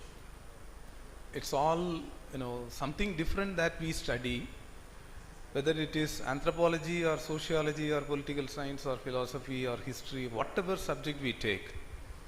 There is very little about the studies about the indigenous communities. So I was really happy that Suri Vidyasagar College principal sir, and with the efforts by Dashrath Murmu and the college staff here, as well as the college administration, and then this college trust and other things, everything they did so nicely. I'm so happy. And in spite of the problems in the funds, especially the college came forward to offer the money and later to be taken when the money is sanctioned by ICSSR. This is a very beautiful gesture. I feel I was so happy about it. And regarding the seminar, I felt that yesterday I was chairing a session, and there were many different kinds of papers on different aspects of the indigenous communities and movements.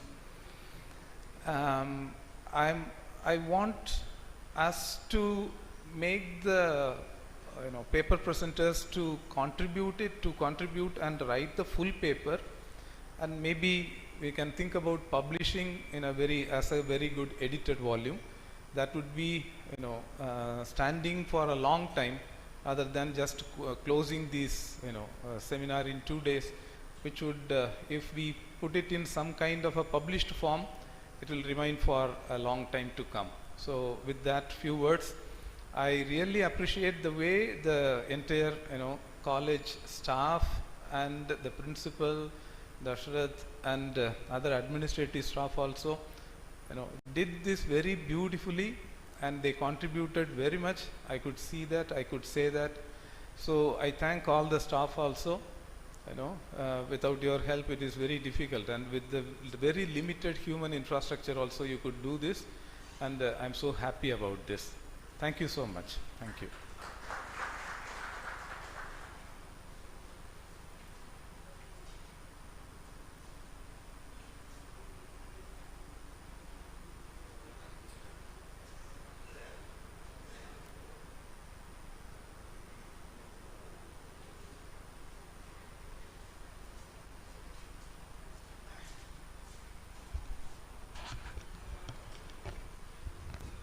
As we all know, the international seminar on Birsa Munda, Janjadiya, went well.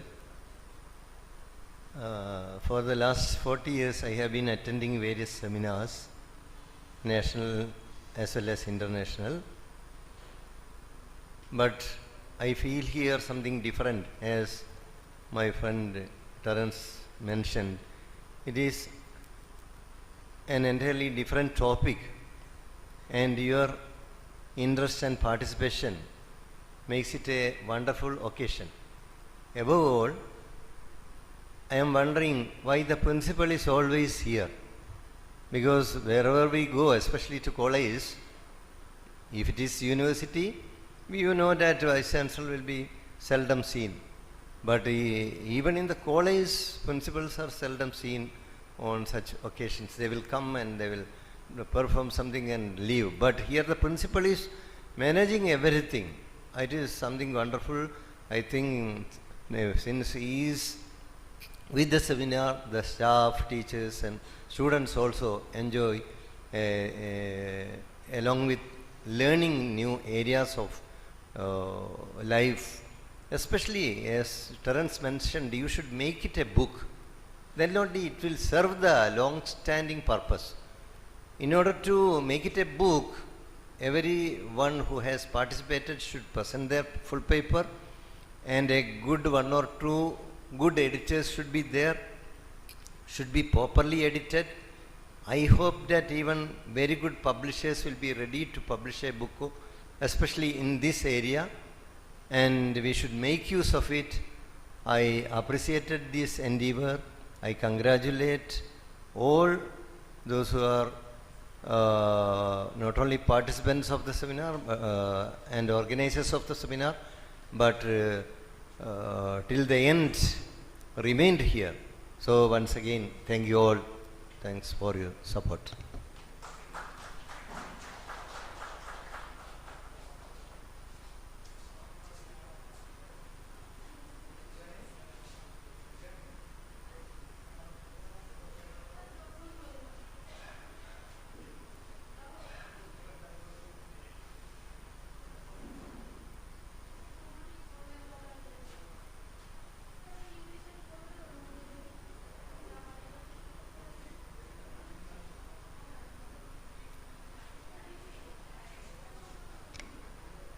So, once again, I express my sincere regards to Professor Poker. Actually, they are our inspiration. At this age, he was continuously motivated by his presence and advice. Thanks. Actually, we have organized several seminars, and this time, I have no what to say that. From Tamil Nadu to Hyderabad, and then from Hyderabad to again through Durgapur airport, and staying here, it is very hectic journey, and they have took their hectic journey to be associated with us. It is our inspiration. We will keep your advisor. We will publish all the papers. According to ICSSR, we have to send 10 best papers to them. They will publish it with in the form of journal, and remaining all the papers will be published by Suri Vidyasagar College. So, all the participants, please send your full paper, if not send it, so that we can publish and we can keep a well documented thing for the future. Now we are actually it is customary, so I ask our convener to hand over one or two certificate from here.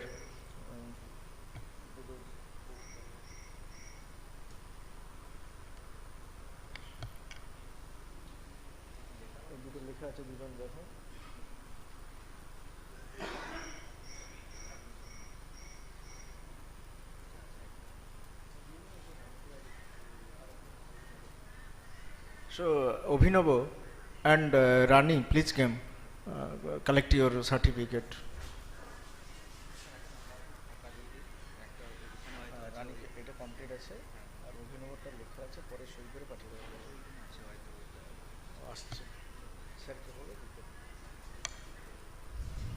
May I request Professor Terence Samuel to hand over the certificate, please, sir. Sir, please.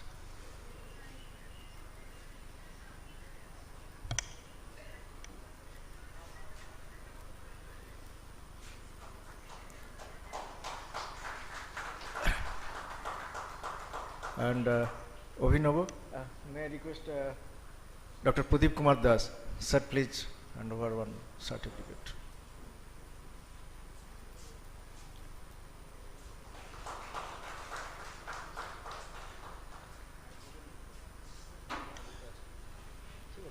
আর কেউ আছে? কে আছে? কালাচাঁদ আছে।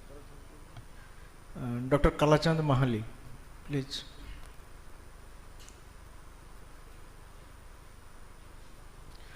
May I request Dr. Shishtita Das to hand over the certificate, please.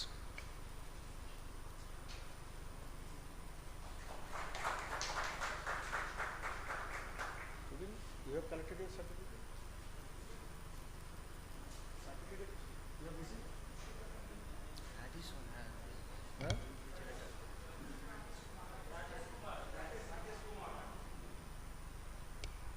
Certificate, you have received your certificate? Please. May I request Professor Stephen to hand over the certificate to Rakesh Kumar.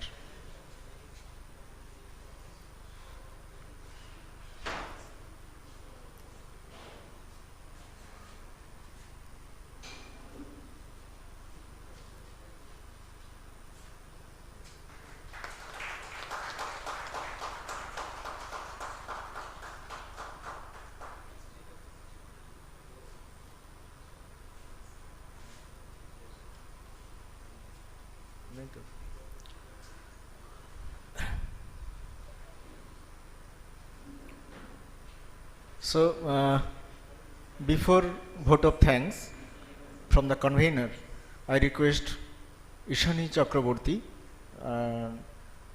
to deliver the concluding Shang.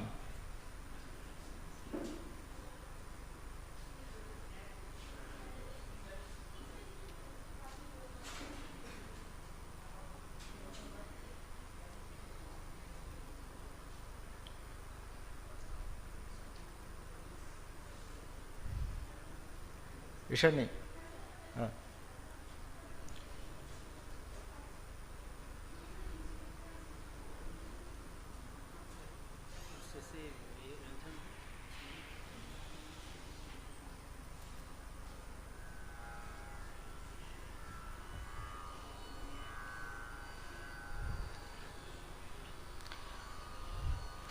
তোমারি ঝর্ণা তলার নির্জনে মাটির এই কলস আমার ছাপিয়ে গেল কোনখানে তোমারি ঝর্ণা তলার নির্জনে মাটির এই কলস আমার ছাপিয়ে গেল কোনখানে তোমারি ঝর্ণা তলার নির্জনে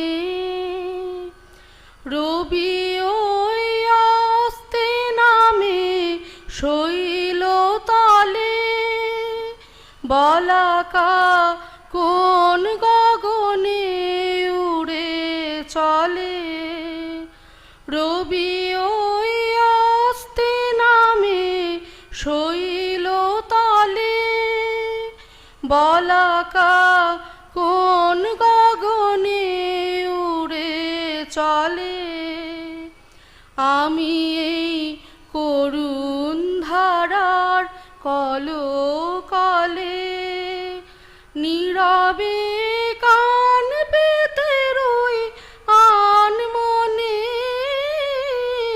তোমারি ঝর্ণা তলার নির্জনে দিনে মোর যা প্রয়োজন বেড়াই তারি খোঁজ করে মেটে বানাই মেটে তা ভাবব না আর তার তারে দিনে মোর যা প্রয়োজন বেড়াই তারি খোঁজ করে, মেটে বানাই মেটে তা, ভাবনায়ার তার তারে। সারাদিন অনেক ঘুরে দিনের শেষে, এসেছি সকল চাওয়ার বাহির দেশে। সারাদিন অনেক ঘুরে দিনের শেষে, এসেছি সকল চাওয়ার বাহির দেশে। নেব আজ অসীম ধারার তীরে এসে, প্রয়োজন ছাপিয়ে যা দাও সেই ধনে, তোমারই ঝর্ণা তলার নির্জনে। মাটির এই কলস আমার ছাপিয়ে গেল কোন ক্ষণে,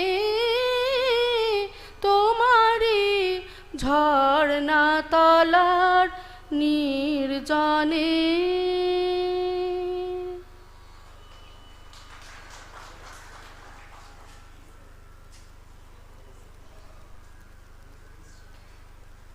So, thanks to Ishani for wonderful song and since delivering in such a melodious tune.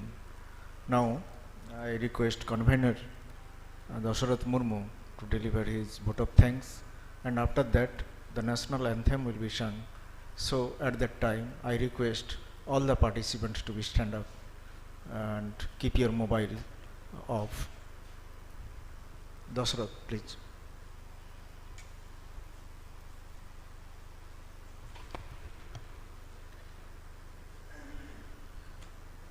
Thank you, sir. In the initial starting time, I have delivered the vote of thanks. Now it is about to finish, so we have successfully finished the 2 days international seminar. That was wonderfully succeed. So now I just again want to thanks all of you people. Because of you only this seminar has been success. And respected honorable dignitaries on the dais from the Kerala, Karnataka, Tamil Nadu, really they have come after we call them, invite them, immediately they receive and give their best, and we are very much insightful. Similarly, the participation from abroad the country, many states, scholars, students, research scholars, they have come and participated and contributed whatever very nicely. And especially the teaching and non-teaching staff of the college, without them, especially the finance and accounts committee, this at the time of crisis, still we did not get the fund from ICSSR. That is so, finance and accounts committee, I very much want to thanks, and ICSSR, they will they are getting delayed, but they will I must thank them because of their support, and all of this because of them. So thank you so much ICSSR and Suri Vidyasagar College, the principal of Suri Vidyasagar College, respected Dr. Tapan Kumar Paricha, and the organizing committee, all subcommittees, and all the people, especially the National Advisory Committee, the Peer Review Committee, Publication Committee, and this Accommodation Committee. this venue and technical committee, media publicity committee, cultural committee. We have witnessed the wonderful cultural program yesterday that was so beautiful. Registration and reception committee, transport committee, food and refreshment committee, report preparation committee, and as the proposal has been had been initiated from the Mahali Adivasi Welfare Society, thanks to them also, and the all committee and subcommittee, whatever press, photograph, technical experts, student, research scholar, teaching and non-teaching staff, everybody. Above all, I acknowledge every unseen hand. Those are silently, those are working and had been working. Thank you all. Thank you very much. Dhanyabad. Thank you. Johar. Thank you all.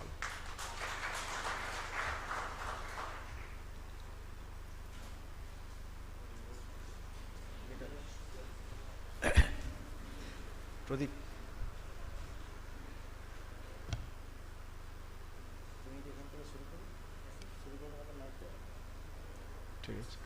So we are going to sing our national anthem. Please, all are requested to stand up in their position and make the mobile phone off, please. Once again, thank you to all. Pradeep. Navanita, you may come forward to start the song, right?